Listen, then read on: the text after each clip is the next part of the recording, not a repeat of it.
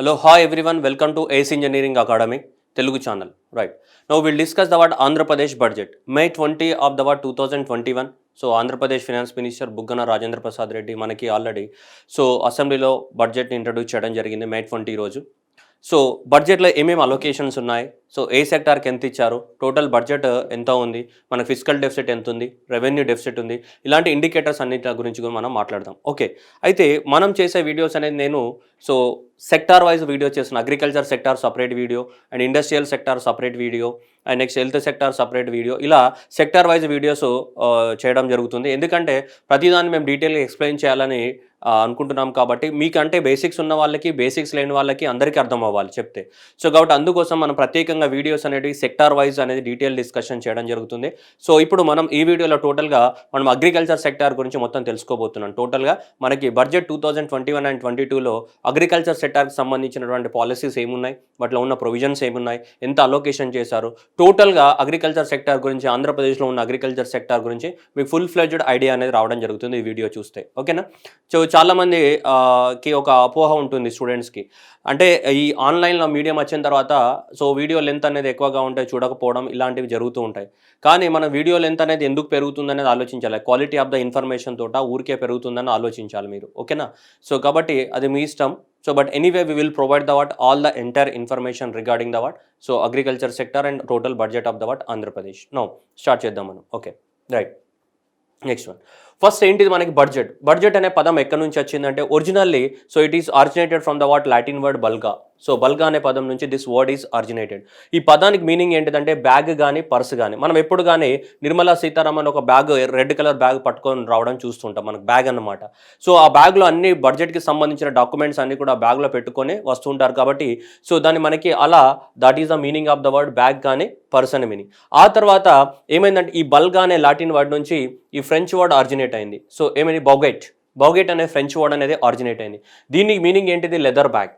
దీని మీనింగ్ ఏంటిది, leather bag. ఫైనల్గా ఇంగ్లీష్ వర్డ్ అనేది ఎవాల్వ్ అయింది. That is the English word ఏంటిది మళ్ళీ బౌగెట్. బౌగెట్ అనే ఇంగ్లీష్ వర్డ్ ఎవాల్వ్ అయింది. దాని నుంచి మళ్ళీ దాని మీనింగ్ ఏంటిది, బ్యాగే. అంటే ఇక్కడైనా భాష వేరైనా భావం ఒక్కటే కదా. ఇక్కడైనా బ్యాగే, ఇక్కడైనా బ్యాగే. ఫైనల్గా ఈ బౌగెట్ అనే పదం నుంచి మనకి ఎకనామిక్ టర్మ్ అనేది ఎవాల్వ్ అయింది. దట్ ఆరిజినేట్ అయింది. దాని పేరు ఏంటిది, బడ్జెట్ అనే ఎకనామిక్ టర్మ్ అనేది రావడం జరిగింది. అంటే ఫైనల్గా బడ్జెట్ అంటే ఏంటిది, whatever the documents are in that బ్యాగ్లో ఉన్నటువంటి ఏవైతే డాక్యుమెంట్స్ ఉన్నాయో ఆ డాక్యుమెంట్స్ని మనం బడ్జెట్ అని పిలుస్తుంటాం. ఒరిజినల్గా బడ్జెట్ అంటే అది బ్యాగ్ అని ఇండికేషన్. ఆ బ్యాగ్లో ఏముంటాయి మరి, డాక్యుమెంట్స్ ఉంటాయి which is related to the taxes, ఎక్స్పెండిచర్కి సంబంధించినటువంటి ఏముంటాయి, డాక్యుమెంట్స్ ఉంటాయి. That is the original meaning of the word budget. Right. Next, Indian కాన్స్టిట్యూషన్లో మరి బడ్జెట్ గురించి ఎక్కడ రాయబడింది మనకి అంటే article 112. Article 112 of the constitution ఏం చెప్తుంది మనకి, article 112 of the constitution deals with the annual financial statement అని చెప్తుంది. Annual financial statement is called budget. అయితే మనకి ఇండియన్ కాన్స్టిట్యూషన్లో బడ్జెట్ అనే పదం ఎక్కడ మెన్షన్ చేయలేదు, కానీ ఏమని మెన్షన్ చేశారు, సింపుల్గా యాన్యువల్ ఫినాన్షియల్ స్టేట్మెంట్ అనేది మెన్షన్ చేశారు. The annual financial statement is called budget అని మనం అనుకుంటున్నాం. కానీ ఒరిజినల్గా కాన్స్టిట్యూషన్లో ఈ బడ్జెట్ అనే పదం లేదు. ఏమనే పదం ఉంది, ఆర్టికల్ 112 ఆఫ్ ద ఇండియన్ కాన్స్టిట్యూషన్లో ద యాన్యువల్ ఫినాన్షియల్ స్టేట్మెంట్ అని మాత్రమే రాయబడింది. The annual financial statement is nothing but budget అని. ఇన్ఫార్మల్గా బడ్జెట్ అంటున్నాం. ఫార్మల్గా అయితే ఏమని రాయబడింది, యాన్యువల్ ఫినాన్షియల్ స్టేట్మెంట్ అని మాత్రమే రాయబడింది దేంట్లో, ఆర్టికల్ 112లో. యాన్యువల్ ఫినాన్షియల్ ఇయర్ అంటే మీ అందరికీ తెలుసు. ఎప్పటి నుంచి స్టార్ట్ అవుతుంది ఫినాన్షియల్ ఇయర్ అనేది, ఏప్రిల్ 1 నుంచి మార్చ్ 31 వరకు ఏం స్టార్ట్ అవుతుంది మనకి, ఫినాన్షియల్ ఇయర్ అనేది స్టార్ట్ అవుతుంది. Everyone knows that April 1 to March 31కి ఎండ్ అవుతుంటుంది మనకి ఫినాన్షియల్. అలా ప్రతి ఇయర్కి ఏం చేస్తుంటారు మనకి, బడ్జెట్ ప్రపోజల్ అనేది పెడుతూ ఉంటారు మనకి, అంటే ఖర్చు చేయడానికి కోసం. ఓకే, చూద్దాం. Right, this is the simple introduction. Next చూస్తే మనకి బడ్జెట్లో ఏమేమి ఉంటాయి, బడ్జెట్లో మనకు వచ్చే ఇన్కమ్, ఎంత ఇన్కమ్ వస్తుంది. బడ్జెట్ అనేది మనం ఏ విధంగా డిసైడ్ చేస్తాం, మనకు వచ్చే ఇన్కమ్ ఎంత వస్తుంది, ఆ ఇన్కమ్ ద్వారా ఎంత ఎక్స్పెండిచర్ పెట్టాలనేది కదా మనం డిసైడ్ చేసేది. ఇన్కమ్ ఎంత వస్తుంది అండ్ నెక్స్ట్ ఏంటిది, ఆ వచ్చిన ఇన్కమ్ ద్వారా ఎంత స్పెండ్ చేయాలనే కదమ్మా బడ్జెట్లో ఉండేది. మనకి ఇన్కమ్ అండ్ ఎక్స్పెండిచరే కదా రెండు ఉండేది. మరి ఇన్కమ్ ఎక్కడి నుంచి వస్తుండొచ్చు మనం ఆలోచిస్తే, గవర్నమెంట్కి వచ్చే పబ్లిక్ రెవెన్యూ ఇన్కమ్ అనేది ఎక్కడి నుంచి వస్తుండొచ్చు, రెవెన్యూ ఇన్కమ్ని రెండు రకాలుగా క్లాసిఫై చేస్తాం మనం. ఏంటిది, రెవెన్యూ రిసీట్స్ అంటే రెవెన్యూ ఇన్కమ్ అని, క్యాపిటల్ ఇన్కమ్ అని. రెవెన్యూ ఇన్కమ్ అంటే అంతా కూడా నీకు షార్ట్ టర్మ్లో వచ్చేది అనమాట. దేని ద్వారా నీకు షార్ట్ టర్మ్స్లో వచ్చే ఇన్కమ్ అంతా కూడా ఏమంటాం మనం, రెవెన్యూ ఇన్కమ్. పెద్ద లాంగ్ టర్మ్ ప్రాజెక్టుల ద్వారా వచ్చే వాటిని ఏమంటాం, లాంగ్ టర్మ్ ప్రాజెక్ట్స్ ద్వారా వచ్చే ఇన్కమ్ ఏమంటాం, క్యాపిటల్ రిసీట్స్ అని చెప్తుంటాం. ఓకేనా? లాంగ్ టర్మ్ ప్రాజెక్ట్స్ ద్వారా జనరేట్ అయ్యే ఇన్కమ్, ఇది షార్ట్ టర్మ్ ద్వారా వచ్చే ఇన్కమ్. షార్ట్ టర్మ్ ద్వారా ఏ విధంగా వస్తుంది? ట్యాక్సెస్ ద్వారా, నాన్ ట్యాక్సెస్ ద్వారా రావచ్చు షార్ట్ టర్మ్లో. ట్యాక్సెస్ అంటే ఏ ట్యాక్సెస్ ద్వారా? డైరెక్ట్ ట్యాక్సెస్ ద్వారా, ఇండైరెక్ట్ ట్యాక్సెస్ ద్వారా వచ్చే ఇన్కమ్. మరి నాన్ ట్యాక్స్ రెవెన్యూ అంటే ఏంటిది? ఇప్పుడు కరోనా వల్ల, లాక్డౌన్ వల్ల రూల్స్ వైలేట్ చేస్తే ఫైన్స్ వేస్తున్నారు కదా, ఆ ఫైన్ అంతా ఏంటిది? Non tax revenue. Traffic rules violate చేస్తే ఫైన్ వేస్తాడా? అది నాన్ ట్యాక్స్ రెవెన్యూ. నీకు ఇన్కమ్ సర్టిఫికేట్ కావాలి, కొన్ని డబ్బులు కడతావా లేదా? యూసర్ ఛార్జ్ ఒక 30 రూపాయలు 40 రూపాయలు ఫీ కడతావు కదా, ప్రాసెసింగ్ ఫీ, అవన్నీ ఏంటి? Non tax. అలా వచ్చేదాన్ని కూడా అంతా ఏమంట? నాన్ ట్యాక్స్ రెవెన్యూ అని చెప్తాట. ఇలా గవర్నమెంట్కి వచ్చే ఇది షార్ట్ టర్మ్లో వచ్చే రెవెన్యూ. లాంగ్ టర్మ్లో అంటే పెద్ద పెద్ద ప్రాజెక్ట్స్ నుంచి వచ్చే ఉంటాయి కదా, సో ఎయిర్పోర్ట్స్ ద్వారా కానీ, ఇప్పుడు మనకి ఈ మన ఏంటిది, మన కర్నూలులో ఎయిర్పోర్ట్ జనరేట్ అయింది, ఉయ్యాలవాడ నరసింహారెడ్డి ఎయిర్పోర్ట్ అని పేరు పెట్టారు, అవునా, కర్నూలులో. సో మరి ఆ ఎయిర్పోర్ట్ ద్వారా జనరేట్ అయ్యే ఇన్కమ్ ఏదైతే ఉందో అదంతా కూడా ఏంది? ఒక రోజులో వచ్చే లాంగ్ టర్మ్లో అది, దాంట్లో ఇన్వెస్ట్మెంట్ పెట్టారు, దాన్ని కట్టారు, దాంట్లో లాంగ్ టర్మ్లో ఇన్వెస్ట్మెంట్ అనేది ఏమైతే ఇన్కమ్ అనేది జనరేట్ అవుతుంది. సో అలా మనకి లాంగ్ టర్మ్లో వచ్చే ఇన్కమ్, ఇది షార్ట్ టర్మ్. సో ఈ రెండింటిని కలిపి ఏమంటాం? ఇన్కమ్ అంటాం. ఓకే, ఈ వచ్చిన ఇన్కమ్ బేసిస్ పైన మనం ఏం చేస్తాం? ఎక్స్పెండిచర్ ఎంత పెట్టాలని డిసైడ్ అవుతాం. మనకి ఎంత ఇన్కమ్ అవుతుందో అంతా ఎక్స్పెండ్. కొన్నిసార్లు ఏం చేస్తారు? వచ్చే ఇన్కమ్ కన్నా కూడా ఎక్స్పెండిచర్ ఎక్కువ పెడతారు. సపోజ్ నాకు 90 రూపీసే ఇన్కమ్ జనరేట్ అయింది, కానీ గవర్నమెంట్ ఏం చెప్తుంది? నేను 120 రూపీస్ ఖర్చు చేస్తాను ఈ సంవత్సరంలో అని చెప్తుంది. మరి 120 రూపీస్ ఖర్చు చేస్తానని గవర్నమెంట్ చెప్తుంది అంటే మరి మిగిలినటువంటి 30 రూపీస్ ఎక్కడి నుంచి తీసుకురావాలి? మిగిలినటువంటి 30 రూపీస్ అనేది ఏంటిది? అప్పు తీసుకొస్తుంది గవర్నమెంట్. అప్పులు తీసుకొచ్చి కూడా ఖర్చు పెడుతూ ఉంటుంది గవర్నమెంట్ అనేది, ఎందుకంటే తిరిగి అప్పుల్ని రీపేమెంట్ చేసేస్తుంది మళ్ళీ.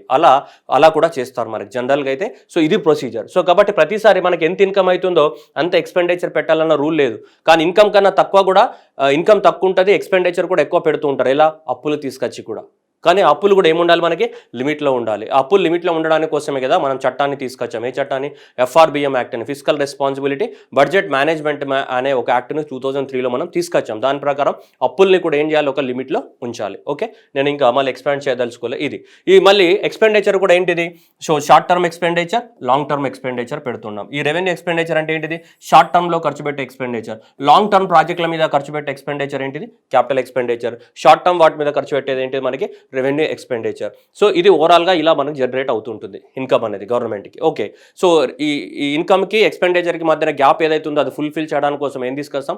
అప్పులు తీసుకురావడానికి అవకాశాలు కూడా ఉన్నాయి గవర్నమెంట్కి. కానీ అప్పులు కూడా ఒక లిమిట్లో తీసుకొని రావాలి. ఓకేనా? This is what basic understanding. Minimum idea అనేది ఉండాలి. ఈ ఐడియా లేకుండా నువ్వు మొత్తం బడ్జెట్ అంటే తెలుసుకుందామంటే ఏం అర్థం కాదు. ఓకే, ఉపేంద్ర సినిమా కనిపిస్తుంది అనమాట మన గ్రీక్ అండ్ లాటిన్, సగం అర్థమై సగం అర్థం కానట్టు. Okay, at least. ఓకే, ఇప్పుడు రెవెన్యూ డెఫిసిట్ అంటే ఏంటిదమ్మా? రెవెన్యూ ఇన్కమ్కి, రెవెన్యూ ఎక్స్పెండిచర్కి మధ్యన ఉన్న డిఫరెన్స్ ఏమంటాం మనం? రెవెన్యూ డెఫిసిట్ అంటాం. ఫిజికల్ డెఫిసిట్ అంటే ఏంటిది? టోటల్గా ఇక్కడ టోటల్ ఇన్కమ్కి, టోటల్ ఎక్స్పెండిచర్కి మధ్య ఉన్న డిఫరెన్స్ ఏమన్నా మనం? ఫిజికల్ డెఫిసిట్ అనాలి. సో రెవెన్యూకి, ఇన్కమ్కి, రెవెన్యూ ఎక్స్పెండిచర్కి మధ్య ఉన్న డిఫరెన్స్ ఏమంటాం మనం? రెవెన్యూ డెఫిసిట్ అంటాం. ఫిజికల్ డెఫిసిట్ అంటే total expenditure minus total income. Revenue expenditure minus revenue income అంటే రెవెన్యూ డెఫిసిట్ అని చెప్తుంటాం. ఓకేనా? రైట్, చూద్దాం మనం ఇప్పుడు. ఆంధ్రప్రదేశ్ బడ్జెట్ 2021 May 20 రోజు మనం ప్రవేశపెట్టిన బడ్జెట్లో గవర్నమెంట్ అనేది, సో టోటల్ బడ్జెట్ ఎంత? టోటల్ బడ్జెట్ అనేది 2,29,779 కోట్లు అనేది టోటల్ బడ్జెట్ ప్రవేశపెట్టడం జరిగింది మనకి May 20 రోజు. ఓకే, అయితే దీంట్లో మనకి రెవెన్యూ ఎక్స్పెండిచర్ అంటే మనం పెట్టాం కదా, రెవెన్యూ ఎక్స్పెండిచర్ షార్ట్ టర్మ్ కోసం ఎంత? 1,82,000 కోట్లు అనేది జస్ట్ రెవెన్యూ ఎక్స్పెండిచర్కి వెళ్తుంటే మనకి 47,582 కోట్లు మాత్రమే మనకి దేనిపైన? క్యాపిటల్ ఎక్స్పెండిచర్ పైన పెడుతూ ఉన్నారు మనకి. రెవెన్యూ ఎక్స్పెండిచర్ అనేది ఆల్మోస్ట్ మొత్తం రెవెన్యూ ఎక్స్పెండిచర్ ఉంది గవర్నమెంట్ది. సో కాబట్టి ఓవరాల్గా ఇది రెవెన్యూ ఎక్స్పెండిచర్, ఇది క్యాపిటల్ ఎక్స్పెండిచర్. ఇది షార్ట్ టర్మ్ పర్పసెస్లో, ఇది లాంగ్ టర్మ్లో మనీ జనరేట్ చేయడానికి కోసం. ఓకే, ఇది మనకి బడ్జెట్ యొక్క స్వరూపం. ఓకే, దీన్ని చూద్దాం. మరి గవర్నమెంట్కి ఇంత ఎక్స్పెండిచర్ పెడుతుంది అని చెప్తుంది, ఇంత క్యాపిటల్ ఎక్స్పెండిచర్ పెడుతుంది, ఇంత క్యాపిటల్ రెవెన్యూ ఎక్స్పెండిచర్ పెడుతుంది ఓవరాల్గా. మరి ఇన్కమ్ ఎక్కడి నుంచి వచ్చిందంటే ఇంతకుముందు చెప్పాము, ఇన్కమ్ ఎక్కడి నుంచి? ట్యాక్సెస్ నుంచి, నాన్ ట్యాక్సెస్ నుంచి ఇన్కమ్ వస్తుందని చెప్పామా లేదా మనం? ఇలా ఇన్కమ్ వస్తుందని. మరి ఇన్కమ్ ఎక్కడి నుంచి వచ్చిందని ఆంధ్రప్రదేశ్ గవర్నమెంట్ కనుక మనం చూద్దాం ఒకసారి ఇన్కమ్. సో ఇన్కమ్ అనేది రెవెన్యూ రిసిప్ట్స్ అంటే ట్యాక్సెస్ ద్వారా, వాటి ద్వారా వచ్చింది ఎంత? సో ఇక్కడ 1,77,000 కోట్లు అనేది ట్యాక్సెస్ ద్వారా వచ్చింది. అండ్ నెక్స్ట్ మిగతాదంతా ఏం తీసుకొచ్చి ఒక 50,000 కోట్లు ఏం తీసుకొచ్చారు? గ్యాప్ ఉన్నప్పుడు ఏముంటుంది? అప్పులు తీసుకొచ్చారు 50,000 కోట్లు. అండ్ లోన్ రికవరీస్ ద్వారా, అంటే గవర్నమెంట్ వేరే వాళ్ళకి లోన్స్ ఇస్తే వాటిని రికవరీ చేసుకుంటూ ఉంటుంది కదా, అలా ఒక 50,000 కోట్లు. అండ్ మిగతా పబ్లిక్ అకౌంట్స్ ఫండ్ ద్వారా 2,000 కోట్లు. ఓవరాల్గా ఎంత? సో మొత్తం 2,27,779 కోట్ల ఇన్కమ్ అనేది. అయితే దీంట్లో మొత్తం ఇన్కమ్ ఏముంది? ఇలా మొత్తం ఇన్కమ్ గవర్నమెంట్కి జనరేట్ అయిందా? అవ్వలేదు. ఇది జనరేట్ అయిన ఇన్కమ్, ఇది జనరేట్ అయిన ఇన్కమ్, ఇది మాత్రమే జనరేట్ అయిన ఇన్కమ్. ఇదేంటిది? అప్పే, పబ్లిక్ డెట్. అప్పులు తీసుకొచ్చింది ఎంత? 50,000 కోట్ల అప్పులు తీసుకొచ్చి ఖర్చు పెడదాం అనుకుంటుంది ఈ సంవత్సరానికి. ఇది మాత్రమే గవర్నమెంట్ దగ్గర జనరేట్ అయిన ఇన్కమ్, ఇది మాత్రం ఏంటిది? అప్పు తీసుకొచ్చారు దాన్ని. దాన్ని ఎలా ఖర్చు పెట్టబోతున్నారో చూడండి. ఇదే కదా, ఇదంతా టోటల్గా మన గవర్నమెంట్ దగ్గర ఉన్న ఇన్కమ్. దీన్ని ఇలా ఖర్చు పెట్టబోతుంది. ఎలా? రెవెన్యూ ఎక్స్పెండిచర్ కోసం ఎంత మనకి 1,82,000 కోట్లు, క్యాపిటల్ ఎక్స్పెండిచర్ కోసం 31,000 అండ్ పబ్లిక్ డెప్ట్ పేమెంట్ అంటే ఇది సో 15,000 crores అనేది పబ్లిక్ డెప్ట్ పేమెంట్కి, లోన్స్ అండ్ అడ్వాన్సెస్కి ఎంత 81,000 ఖర్చు చేసి, ఇవన్నీ ఈ మూడు ఉన్నాయి కదమ్మా, ఈ మూడు కలిపితేనే ఇదే అమ్మా, కన్ఫ్యూజ్ అవ్వద్దు, ఈ మూడు కలిపితేనే 47,582 కోట్లు. ఓకే, ఇక్కడ రాద్దాం పోనీ, మీకు డౌట్ వస్తుంది కదా మళ్ళీ. ఈ మూడు కలిపితేనే 47,582 కోట్లు. ఇవి కలిపితేనే ఈ capital expenditure, loans, public debt repayment అంటే ఏంటిది? Already government and Andhra Pradesh government and loans తీసుకొని ఉంది, వాటిని ఏం చేస్తుంది? రీపేమెంట్ చేయడానికి కోసం వాడుతుంది. ప్లస్ లోన్స్ అండ్ అడ్వాన్సెస్ వేరే వాళ్ళకి ఎవరికైనా లోన్స్ ఇవ్వడానికి కోసం, రైట్? అలా టోటల్గా ఏంటిది? రెవెన్యూ ఎక్స్పెండిచర్ ఇలా ఉంది, క్యాపిటల్ ఎక్స్పెండిచర్ ఇలా ఉంది మనకు టోటల్గా. సో 2,27,779 కోట్లు అనేది ఇలా ఇన్కమ్ వచ్చింది, ఇలా ఎక్స్పెండిచర్ పెడుతున్నాం. కానీ ఇన్కమ్లో 50,000 కోట్లు ఏముంది? అప్పే ఉంది. 50,000 కోట్లు ఏముందామా? అప్పులు తీసుకొచ్చి ఖర్చు పెడుతున్నాం. సో దాంట్లో కూడా మళ్ళీ మొత్తం అప్పు ఎంత ఎట్టిపోతుంది మనకి? రెవెన్యూ ఎక్స్పెండిచర్ ఎక్కువగా పోతుంది. జాగ్రత్తగా గమనించాలి. ఎక్కడికి వెళ్తుంది మనకి? టోటల్గా రెవెన్యూ ఎక్స్పెండిచర్ ఎక్కువగా పోతూ ఉంది. ఓకేనా అమ్మా? చాలా జాగ్రత్తగా గమనించాలి ఇది. ఓకే, నెక్స్ట్ ఇది ఇంతకుముందు చెప్పింది రెవెన్యూ రిసీట్స్. సో 50,000 కోట్లు పబ్లిక్ డెట్, లోన్ రికవరీ 50 కోట్లు, పబ్లిక్ అవర్స్, మొత్తం రెవెన్యూ అకౌంట్ అనేది 1,77,000 కోట్లు రెవెన్యూ. ఇది ఇంతకుముందు మనం చెప్పింది ఈ డేటానే. సో సేమ్ పై చార్ట్లో ఉంది. సో ఇది నెక్స్ట్, ఇది ఎక్స్పెండిచర్ ఇదే. సో రెవెన్యూ ఎక్స్పెండిచరు ఇది. ఓకే, సో ఇది ఈ డేటానే జస్ట్ మనకి ఏం చేసాం మనం ఇక్కడ పై చార్ట్ రూపంలో ఉంది. ఇక్కడ ఎక్స్పెండిచర్ అనేది ఇలా ఉంది మనకి, రెవెన్యూ ఎక్స్పెండిచర్ అనేది. ఓకే, సో ఈ కాంపోనెంట్స్ అనేది గుర్తుపెట్టుకోవాలి ఖచ్చితంగా. ఈ టేబుల్ అనేది ఇంపార్టెంట్ అండ్ ఈ టేబుల్ కూడా ఇంపార్టెంట్, ఇది కూడా ఇంపార్టెంటే. ఓకేనా? రైట్, నెక్స్ట్ చూద్దాం. Next physical discipline of the state. Physical discipline of the state అంటే మన స్టేట్ అప్పులు తీసుకొచ్చేది, ఎన్ని అప్పులు ఉన్నాయి, కరెక్ట్ స్టేట్లో ఉందా లేదా అనేది చూద్దామని. మనకి సో FRBM యాక్ట్ అనేది ఒకటి ఉంది, మీ అందరికీ అవగాహన ఉండుంటుంది. సో ఎందుకంటే మీరు ఆల్రెడీ అంత తెలుసున్న వాళ్ళే కదా, మీకు బడ్జెట్ అంటే అవగాహన ఉన్న వాళ్ళే కదా చూసేది. సో కాబట్టి ఫిజికల్ రెస్పాన్సిబిలిటీ ఏంటిది మనకి? ఫిజికల్ రెస్పాన్సిబిలిటీ అండ్ నెక్స్ట్ ఏంటిది మనకి? Budget management. Physical responsibility and the what? Budget management act అనేది మనం ఒకటి తీసుకొచ్చాం. ఏ ఇయర్లో? 2003లో తీసుకొచ్చాం.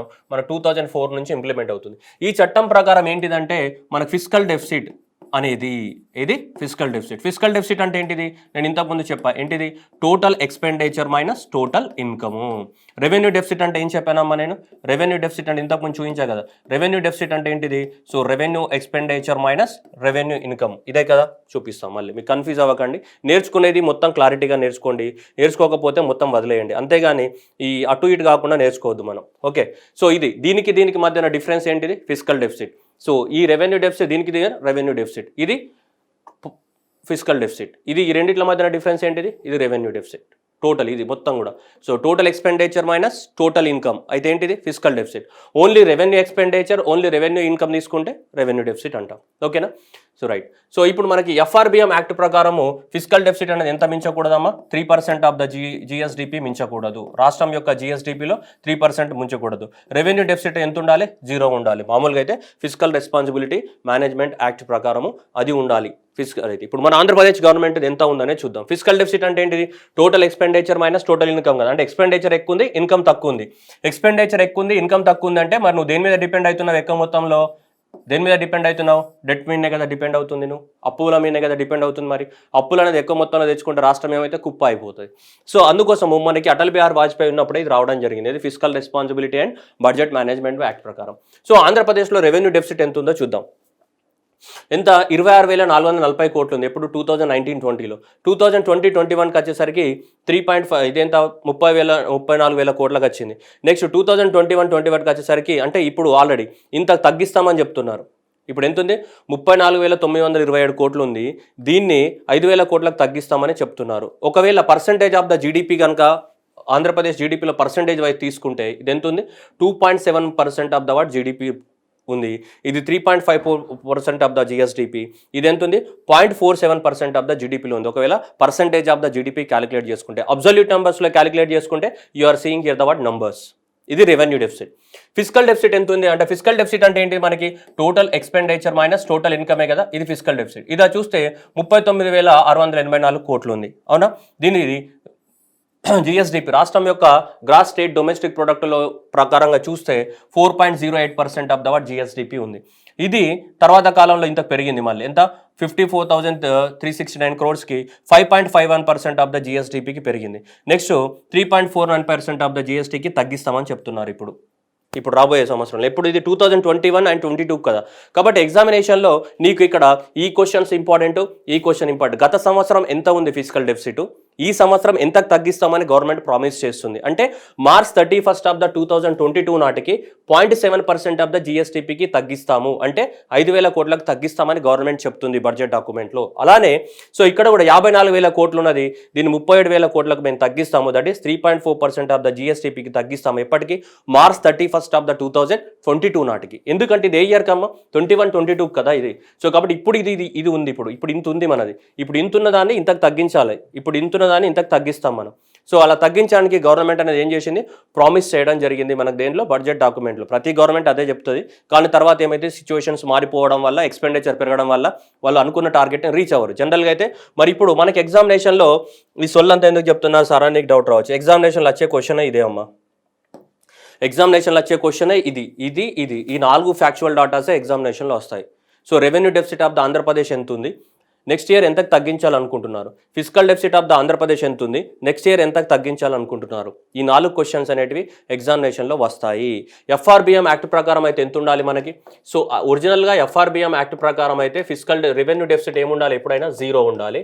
ఫిజికల్ డెఫిసిట్ ఎంత ఉండాలమ్మా, 3% ఆఫ్ ద జిఎస్డిపికి మించకూడదు. ఇది యాక్ట్ ప్రకారం, ఫిజికల్ రెస్పాన్సిబిలిటీ యాక్ట్. కానీ కరోనా లాక్డౌన్ వల్ల సో సెంట్రల్ గవర్నమెంట్ ఏం చేసిందంటే 2021 అండ్ 2021 ఇయర్కి, లాస్ట్ ఇయర్ మొత్తం లాక్డౌన్ ఉండే కదా, మొత్తం లాక్డౌన్ వల్ల గవర్నమెంట్ ఏం చేసిందంటే రిలాక్సేషన్ ఇచ్చింది. ఏది, ఎఫ్ఆర్బిఎం యాక్ట్కి రిలాక్సేషన్ ఇచ్చి ఏం చెప్పిందంటే ఓకే 3% నుంచి ఎంతకి మేము 5%కి పెంచుతున్నామని రిలాక్సేషన్ ఇచ్చింది. సో అది 5% ఆఫ్ ద జీడిపి వైపు మించకూడదు. ఏది, ఫిజికల్ డెఫిసిట్ అనేది 5% ఆఫ్ ద జీడిపికి మించకూడదు అని. అంటే దాని అర్థం ఏంటిది, ఫిజికల్ డెఫిసిట్ అంటే మనీ లేవనే కదా, నువ్వు అప్పులు తెచ్చుకునేది, నువ్వు అప్పులు అనేటివి సో 5% కన్నా జీడిపి కన్నా మించకూడదని రిలాక్సేషన్ ఇవ్వడం జరిగింది. ఆ రిలాక్సేషన్ ఫర్ ఎవర్ కాదు, ఓన్లీ 1 ఇయర్. ఏది, పోయిన సంవత్సరానికి మాత్రమే రిలాక్సేషన్ ఇచ్చారు. మళ్ళీ ఈ సంవత్సరం ఏంటిది 3% యాక్ట్ ప్రకారం. పోయిన సంవత్సరం 1 సంవత్సరం కంప్లీట్ లాక్డౌన్ ఉండింది కాబట్టి 8 months, అప్పుడు ఏం చేశారంటే 3% అనేది కష్టమవుతుంది కాబట్టి 5%కి పెంచడం జరిగింది. That is only for the 2020-21 ఇయర్కి మాత్రమే సెంట్రల్ గవర్నమెంట్ దీన్ని ఇంక్రీజ్ చేసింది. ఎంతకి, 5%. అయినా సరే పోయిన సంవత్సరం మనము దాటేసాం, 5% దాటి ఎంతకి 5.51% ఆఫ్ ద జిఎస్డిపికి వెళ్ళిపోయినాం మనం. ఓకేనా అయినా. సో మళ్ళీ ఇయర్ అయితే same rules, old rules applicable అవుతాయి. ఏది, 3% రూలే అప్లై అవుతుంది.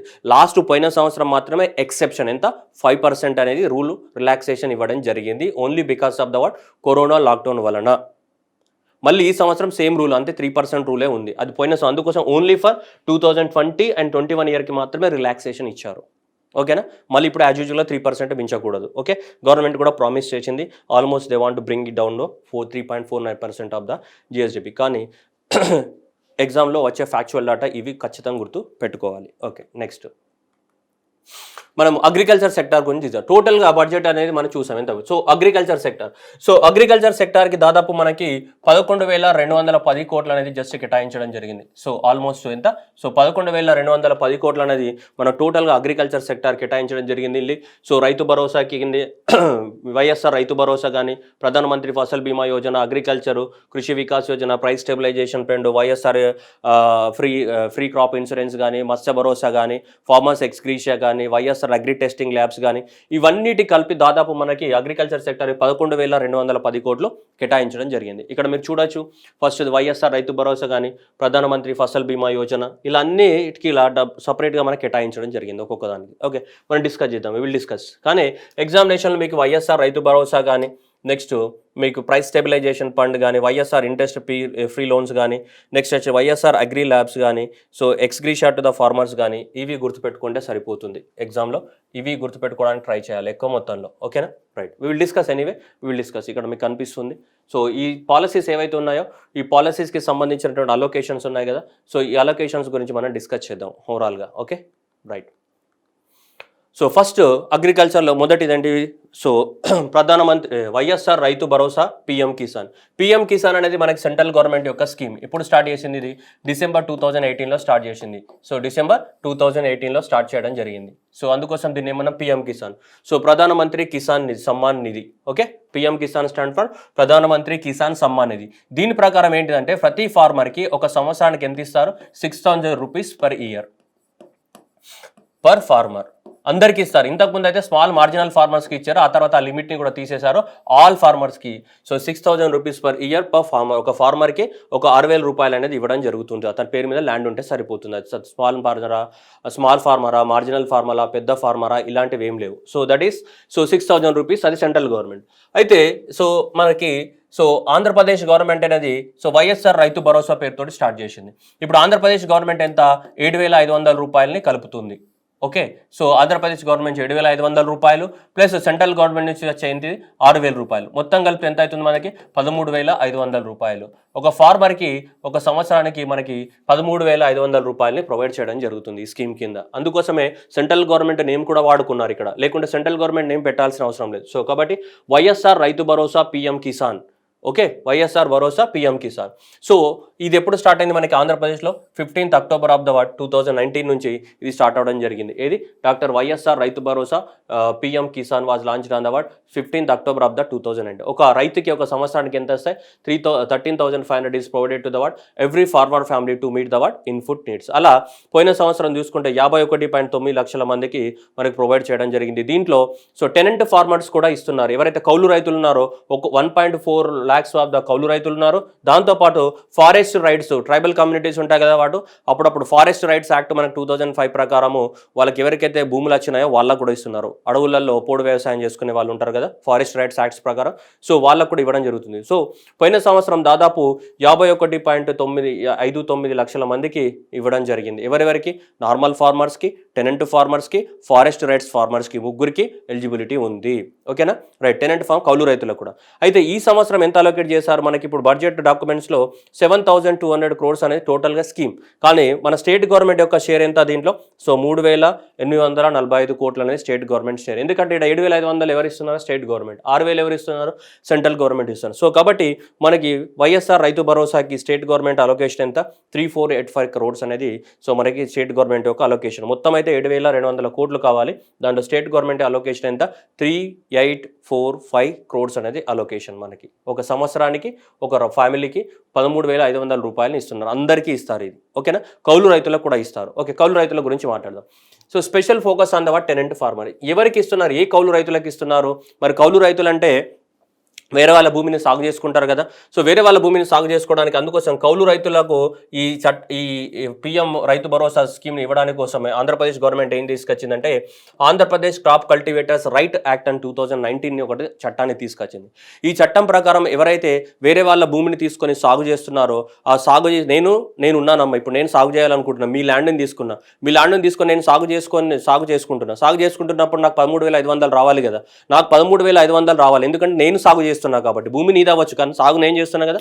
సో కాబట్టి మీకు ఆంధ్రప్రదేశ్లో ఉన్నటువంటి గ్రామ సచివాలయాస్ ద్వారా మనకి ఈ కల్టివేటర్స్ సర్టిఫికేట్ తీసుకొని అది 11 నెలల పాటు వ్యాలిడిటీ ఉంటుంది ఆ సర్టిఫికేట్ ఉన్న వాళ్ళందరికీ కూడా ఏమొస్తుంది మనకి?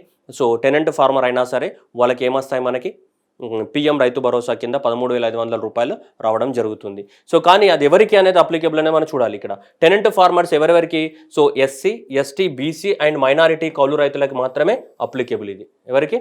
ఎస్సీ, ఎస్టీ, బీసీ అండ్ మైనారిటీస్లో ఉన్నటువంటి ఈ కౌలు రైతులు ఎవరైతే ఉన్నారో ఆ కౌలు రైతులకు కూడా 13,500 రూపాయలు అనేది దక్కడం జరుగుతుంది ఈ స్కీమ్ కింద. అందుకోసం ఈ చట్టాన్ని తీసుకొచ్చి కౌలు రైతులకు ఉన్నటువంటి రైట్స్ ఏమున్నాయి, వాళ్ళకున్న హక్కులు ఏమున్నాయి, ఎందుకంటే కౌలు రైతు నష్టపోతున్నాడు అని చెప్పి Andhra Pradesh crop cultivators right act 2019 తీసుకొచ్చి ఒక 11 నెలల పాటు వ్యాలిడిటీ ఉండేటువంటి టెనెంట్ కల్టివేటర్స్ రైట్స్ అనే ఒక కార్డుని ఇష్యూ చేసి దాని ద్వారా కూడా ఈ టెనెంట్ ఫార్మర్స్ కూడా మనకి డబ్బులు ఇవ్వడం జరుగుతుంది.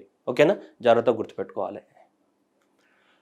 Next YSR free crop insurance scheme. YSR free crop insurance scheme. Crop insurance పంటలు నష్టపోతాయి కదా, పంటలు నష్టపోయినప్పుడు మరి ప్రకృతి వల్ల సో సైక్లోన్స్ కానీ మనకి ఆంధ్రప్రదేశ్లో ఎక్కువ వస్తుంటాయి మనకి సైక్లోన్స్. సో వీటి వల్ల పంటలు నష్టపోయే ప్రమాదాలు ఎక్కువగా ఉంటాయి. సో కాబట్టి పంటలు నష్టపోయినప్పుడు రైతు క్లెయిమ్ చేసుకోవడానికి ఇచ్చేది ఏంటిది? Free insurance. అయితే సెంట్రల్ గవర్నమెంట్ అనేది ఆల్రెడీ ఇస్తుంది మనకి. సెంట్రల్ గవర్నమెంట్ అనేది ప్రధానమంత్రి ఫసల్ బీమా యోజన అనేది ఒకటి ఉంది. ఏది? సెంట్రల్ గవర్నమెంట్ ఆల్రెడీ ప్రధానమంత్రి ఫసల్ బీమా యోజన. సో ఇది ఆల్రెడీ గవర్నమెంట్ అనేది స్టార్ట్ చేసింది. ఇది ప్రధానమంత్రి ఫసల్ బీమా యోజన ఏదైతే ఉందో ఇది 2016లో గవర్నమెంట్ అనేది స్టార్ట్ చేసింది. ఇది ప్రధానమంత్రి ఫసల్ బీమా యోజన. ఈ ప్రధానమంత్రి ఫసల్ బీమా యోజన కింద ఇది ఇద్దరు షేర్ చేసుకోవాలన్నమాట. ప్రధానమంత్రి ఫసల్ యోజన కింద ఏదైనా మనం ఇన్సూరెన్స్ అంటున్నాం కదా, ఇన్సూరెన్స్ అన్నప్పుడు ఏం కట్టాలమ్మా? మనం ప్రీమియం కట్టాలి కదా ఖచ్చితంగా. ఇన్సూరెన్స్ క్లెయిమ్ చేసుకోవాలంటే నువ్వు ఇనిషియల్ ఏం కట్టాలి? ప్రీమియం కట్టాలి. ప్రీమియం కట్టినప్పుడు నీ పంట నష్టపోయినప్పుడు అప్పుడు ఇన్సూరెన్స్ కంపెనీ ఏం చేస్తుంది? నీకు క్లెయిమ్ చేసుకుంటే నీకు డబ్బులు ఇస్తుంది. మరి ప్రీమియం కట్టడానికి కోసం ప్రధానమంత్రి ఫసల్ బీమా యోజన కింద ఇద్దరు షేర్ చేసుకోవాలి. ఎవరి? Central government and state government ఏం చేయాలి? ఇద్దరు 50-50% అనేది ఏం కట్టాలి? ప్రీమియం అనేది కట్టాలి జనరల్గా. ఓకేనా? 50-50% అనేది ప్రీమియం కట్టాల్సి ఉంటుంది. ఓకేనా? సో ఇలా మనకి ప్రధానమంత్రి ఫసల్ బీమా యోజన కింద ఇలా ఉన్నాయి మనకి. ఖరీఫ్ పంటకు కానీ రబీ పంటకు కానీ. ఓకేనా? సో ఖరీఫ్ అండ్ రబీ ఇలా ఉన్నాయి ప్రీమియమ్స్ అనేటివి. ఖరీఫ్ పంటకు చూసుకుంటే నీకు 2% అనేది ప్రీమియం కట్టాలి. రబీ పంటకు చూసుకుంటే 5%. ఇక్కడ కూడా ఏంటిది మీకు 5% ఆఫ్ ద ప్రీమియం, సార్ ఇక్కడ 1.5% ఆఫ్ ద ప్రీమియం అనేది కట్టాల్సి ఉంటుంది నీకు. ఓకే, సో ఏంటిది ఇది 2% ఆఫ్ ద ప్రీమియం అనేది ఖరీఫ్ క్రాప్స్కి? సో ఇతను ఫార్మర్ 2% ఆఫ్ ద ప్రీమియం కట్టాలి. 2% of the what? Some of insured. 2% of the what? Some of insured అనేది కట్టాల్సి ఉంటుంది. అంటే ఒక ఎకరానికి నష్టపోతే 5,000 రూపాయలు ఇస్తారన్నారు అనుకోండి, గవర్నమెంట్ డిక్లేర్ చేసింది అనుకోండి అమ్మ, నష్టపోతే 5,000 రూపాయలు ఇస్తారని insurance company in association with government declare చేసింది. ఈ 5,000లో 2% అంటే ఎంత అమ్మ? ఈ 5,000లో 2% కదా, ఈ 5,000లో 2% అంటే ఎంత అమ్మ? 100 రూపీస్ కదా. ఈ 100 రూపీస్ అనేది ఎవరు కట్టాలి? ఈ ఫార్మర్ కట్టాలి. 100 రూపీస్ ఫార్మర్ కట్టాలి. మిగిలిన ప్రీమియం అంతా ఎవరు కట్టాలి? మిగిలిన ప్రీమియం అంతా మిగతా 98% ఉంది కదా, మిగిలిన 98% ఆఫ్ ద ప్రీమియం ఎవరు కడతారు? సగం స్టేట్ గవర్నమెంట్, సగం సెంట్రల్ గవర్నమెంట్ కడుతుంది. అలా రబీ క్రాప్స్కి 2% కట్టాలి, ఖరీఫ్ క్రాప్స్కి 1.5% ఆఫ్ ద ప్రీమియం కట్టాలి. Next kharif and rabi crops specially for the what? ఇవి హార్టికల్చర్ క్రాప్స్కి కానీ నెక్స్ట్ కమర్షియల్ క్రాప్స్కి కానీ, హార్టికల్చర్ కమర్షియల్ క్రాప్స్కి అయితే అది ఖరీఫ్ సీజన్ అయినా రబీ సీజన్ అయినా 5% ఆఫ్ ద వాట్? ప్రీమియం అనేది కట్టాలి. ఎవరు కట్టాలి? ఇది 2%, 1.5%, 5% ఫార్మర్ కట్టాలి. మిగిలినంత ఎవరు కడతారు? సెంట్రల్ గవర్నమెంట్, స్టేట్ గవర్నమెంట్ కడుతుంది. మిగిలినంత ఇద్దరు ఈక్వల్గా షేర్ చేసుకుంటారు.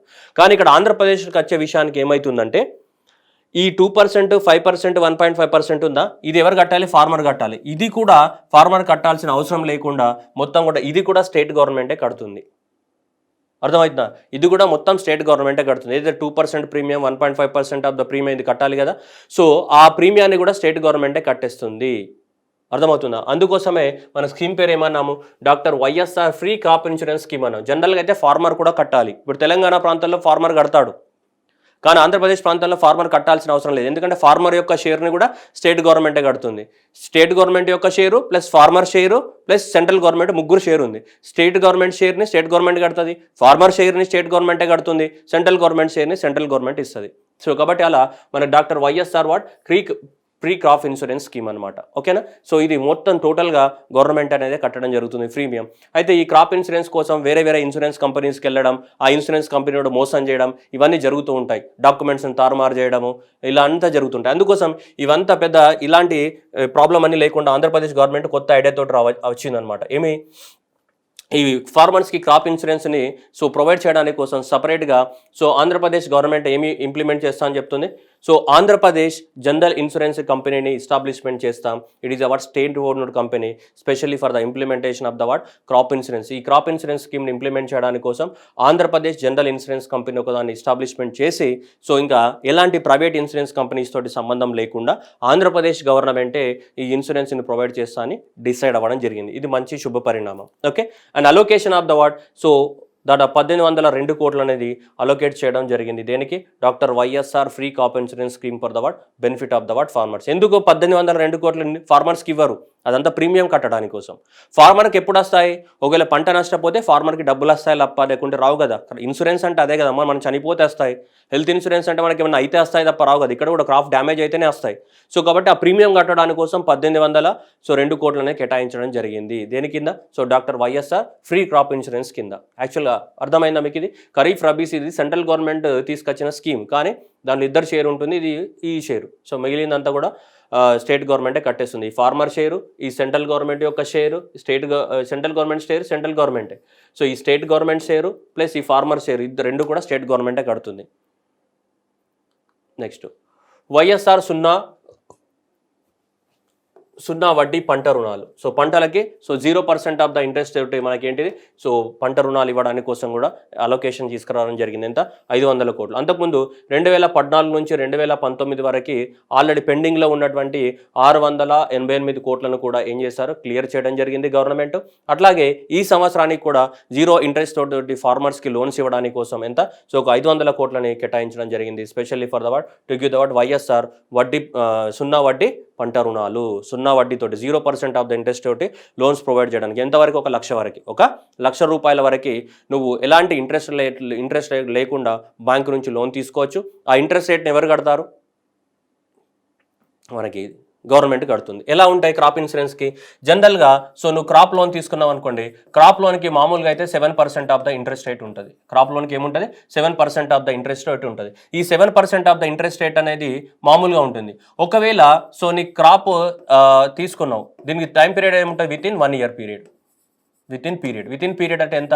ఈ క్రాప్ లోన్కి 1 ఇయర్ టైం పీరియడ్ ఉంటుంది. ఈ 1 ఇయర్ లోపల క్రాప్ లోన్ నువ్వు కనుక స్టిపులేటెడ్ టైం పీరియడ్లో నువ్వు పే చేసినావు అనుకో, అప్పుడు ఏముంటుందంటే సెంట్రల్ గవర్నమెంటే ఇస్తుంది. ఏమని? నువ్వు కరెక్ట్ టైంలో పేమెంట్ చేసినావు కదా బాబు, నీకు ఇంకా 3% మళ్ళీ మేము ఎక్స్ట్రా సబ్వెన్షన్ ఇస్తున్నాము, నువ్వు 4% కడితే సరిపోతుందని సెంట్రల్ గవర్నమెంట్ చెప్తుంది. ఒకవేళ 1 ఇయర్ దాటిపోయితే నువ్వు 7% కట్టాలి. 1 ఇయర్ కన్నా ముందే కడితే 4% కడితే సరిపోతుంది. 3% ఎక్స్ట్రాగా నీకు బెనిఫిట్ ఇస్తుంది. ఇది సెంట్రల్ గవర్నమెంట్ రూల్. ఇది ఏంటిది? క్రాప్ లోన్స్ పైన మామూలు ఇంట్రెస్ట్ రేట్ ఎంత? 7%. ఓకే, ఒకవేళ నువ్వు విత్ ఇన్ ద 1 ఇయర్ లోపల కట్టేస్తే, అంటే కరెక్ట్ టైం పీరియడ్లో కట్టేస్తే నీకు 3% అనేది కూడా ఎక్స్ట్రాగా సబ్వెన్షన్ ఉంది. అంటే ఓవరాల్గా నువ్వు ఎఫెక్టివ్గా ఎంత కట్టాలి? 4% మాత్రమే కట్టాలి నువ్వు. దేనిపైన? క్రాప్ లోన్స్ పైన. విత్ ఇన్ 1 ఇయర్ లోపల కడితే, 1 ఇయర్ దాటిన తర్వాత కడితే 7% కట్టాలి. కానీ జగన్ అన్న ఏం చేశాడు, ఈ ఇంట్రెస్ట్ రేట్ కూడా మీరు కట్టాల్సిన అవసరం లేదు, ఈ ఇంట్రెస్ట్ రేట్ కూడా ఆంధ్రప్రదేశ్ గవర్నమెంటే కడుతుంది, మీకు మాత్రం 0% ఇంట్రెస్ట్ వస్తాయి, మీరు తీసుకోండి, ఇంట్రెస్ట్ నేను కట్టుకుంటా అని చెప్పేసి తీసుకురావడం జరిగింది. ఇది పంటలు లేదు, సున్నా వడ్డీ పంట రుణాలు. సో అలా దానికోసం ఇంట్రెస్ట్ కట్టాలి కదా. మరి కొంతమందికి 7% కావచ్చు, కొంతమంది 4%. అందరూ 1 ఇయర్ లోపలనే కట్టేస్తారు అనుకోండి, 4%. ప్రతి ఫార్మర్కి ఎంత? 4% ఇంట్రెస్ట్ రేటు. సో దీనికి దాదాపు ఎంత? 500 కోట్లు కేటాయించడం జరిగింది. ఓకేనా? 1 ఇయర్ దాటితే 7% ఇంట్రెస్ట్ రేట్ వర్తిస్తుంది, బిలో 1 ఇయర్ అయితే 4% ఇంట్రెస్ట్ రేట్ వర్తిస్తుంది. దేనికి? క్రాప్ లోన్స్కి. కానీ ఆంధ్రప్రదేశ్లో క్రాప్ లోన్స్కి ఇంట్రెస్ట్ రేట్ లేదు. ఎవరు కడుతున్నారా ఇంట్రెస్ట్ రేట్ని? గవర్నమెంటే కట్టేస్తుంది బ్యాంక్స్కి. అర్థమవుతుందా? ఫార్మర్ కట్టాల్సిన అవసరం లేదు. That is the meaning of this one.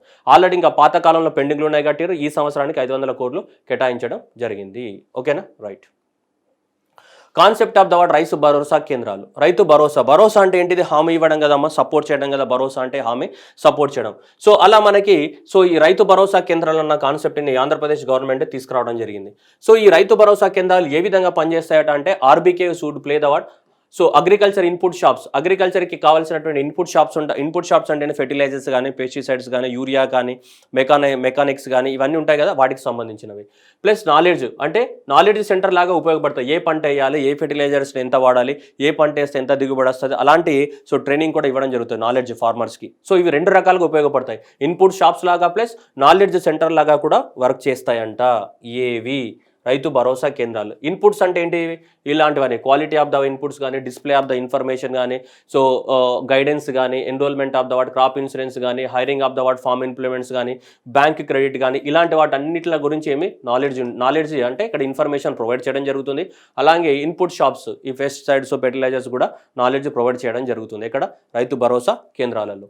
అలా ఆంధ్రప్రదేశ్ గవర్నమెంట్ అనేది 10,554 రైతు భరోసా కేంద్రాలని రూరల్ ఏరియాస్లో, 234 రైతు భరోసా కేంద్రాలను ఇక్కడ అర్బన్ ఏరియాస్లో ఎస్టాబ్లిష్మెంట్ చేయడం జరిగింది.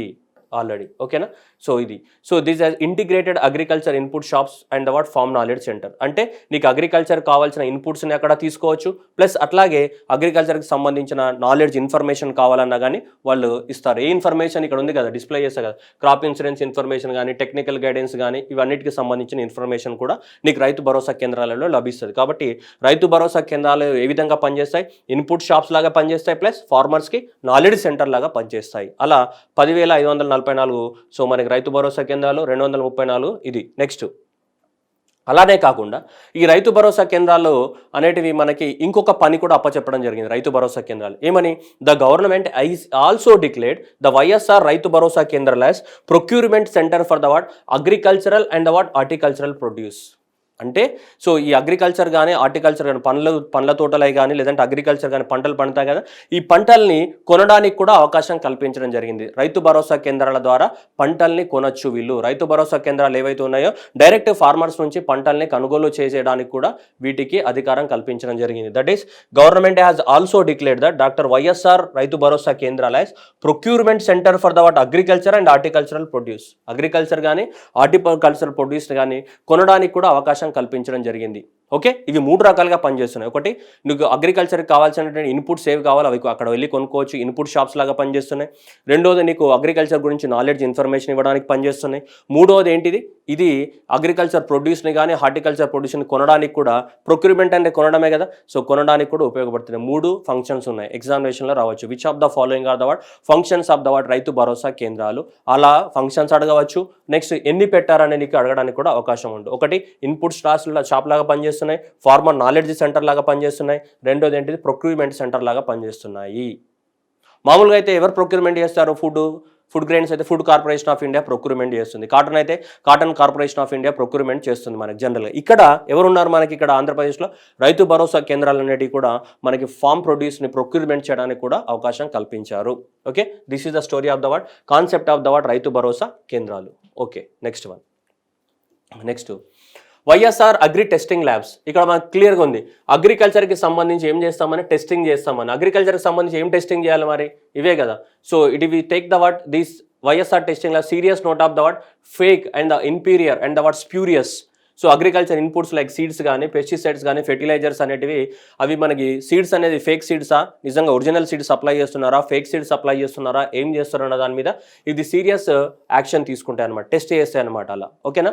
And to address this problem it has been planned to provide the what quality testing facilities in the what farm vicinity. Agriculture areas ఏవైతే ఉన్నాయో అక్కడ ఈ ల్యాబ్స్ అన్ని ప్రొవైడ్ చేస్తే ఈ ల్యాబ్స్ ద్వారా మరి నిజంగా సీడ్స్ అనేది ప్రొడక్షన్ చేస్తాయా లేదా అని చెప్పొచ్చు. So it is proposed to set up the what 160 doctor YSR agriculture labs across the what state. ఎన్ని 160 ప్రొవైడ్ చేస్తామని చెప్పడం జరిగింది. దీంట్లో 160, 147 labs in the what rural constituencies and 11 labs in the what district level and the what 4 regional coding centers. ఇలా టోటల్గా మనకు 160 అనేది provide చేస్తామని చెప్పడం జరిగింది. 160 agriculture labs plus 11 labs at the district levels and 4 regional labs అనేది establishment చేస్తాం to test the what seeds అని చెప్పడం జరిగింది. ఈ ల్యాబ్స్ ఎస్టాబ్లిష్మెంట్ చేయడానికి కోసం 88 కోట్లను కేటాయించడం జరిగింది ఈ బడ్జెట్లో towards what establishment and also what functioning. అవి పనిచేయడానికి కోసం, ఎస్టాబ్లిష్మెంట్ చేయడానికి కోసం.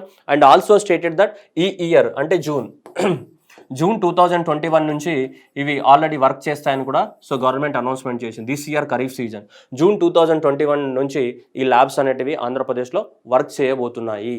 ఏవి, doctor YSR agri testing labs. ఇవి అన్నిట్లను కూడా ఫేక్ సీడ్సా, ఫేక్ ఫెర్టిలైజర్సా, నిజంగానే క్వాలిటీ ఇన్పుట్స్ ఇస్తున్నారా ఫార్మర్స్కి లేవా అని టెస్ట్ చేయడానికి కోసం. సో అలా 160 doctor YSR agriculture labs plus 11 rural district level labs, 4 state level labs establishment చేయబోతున్నారు.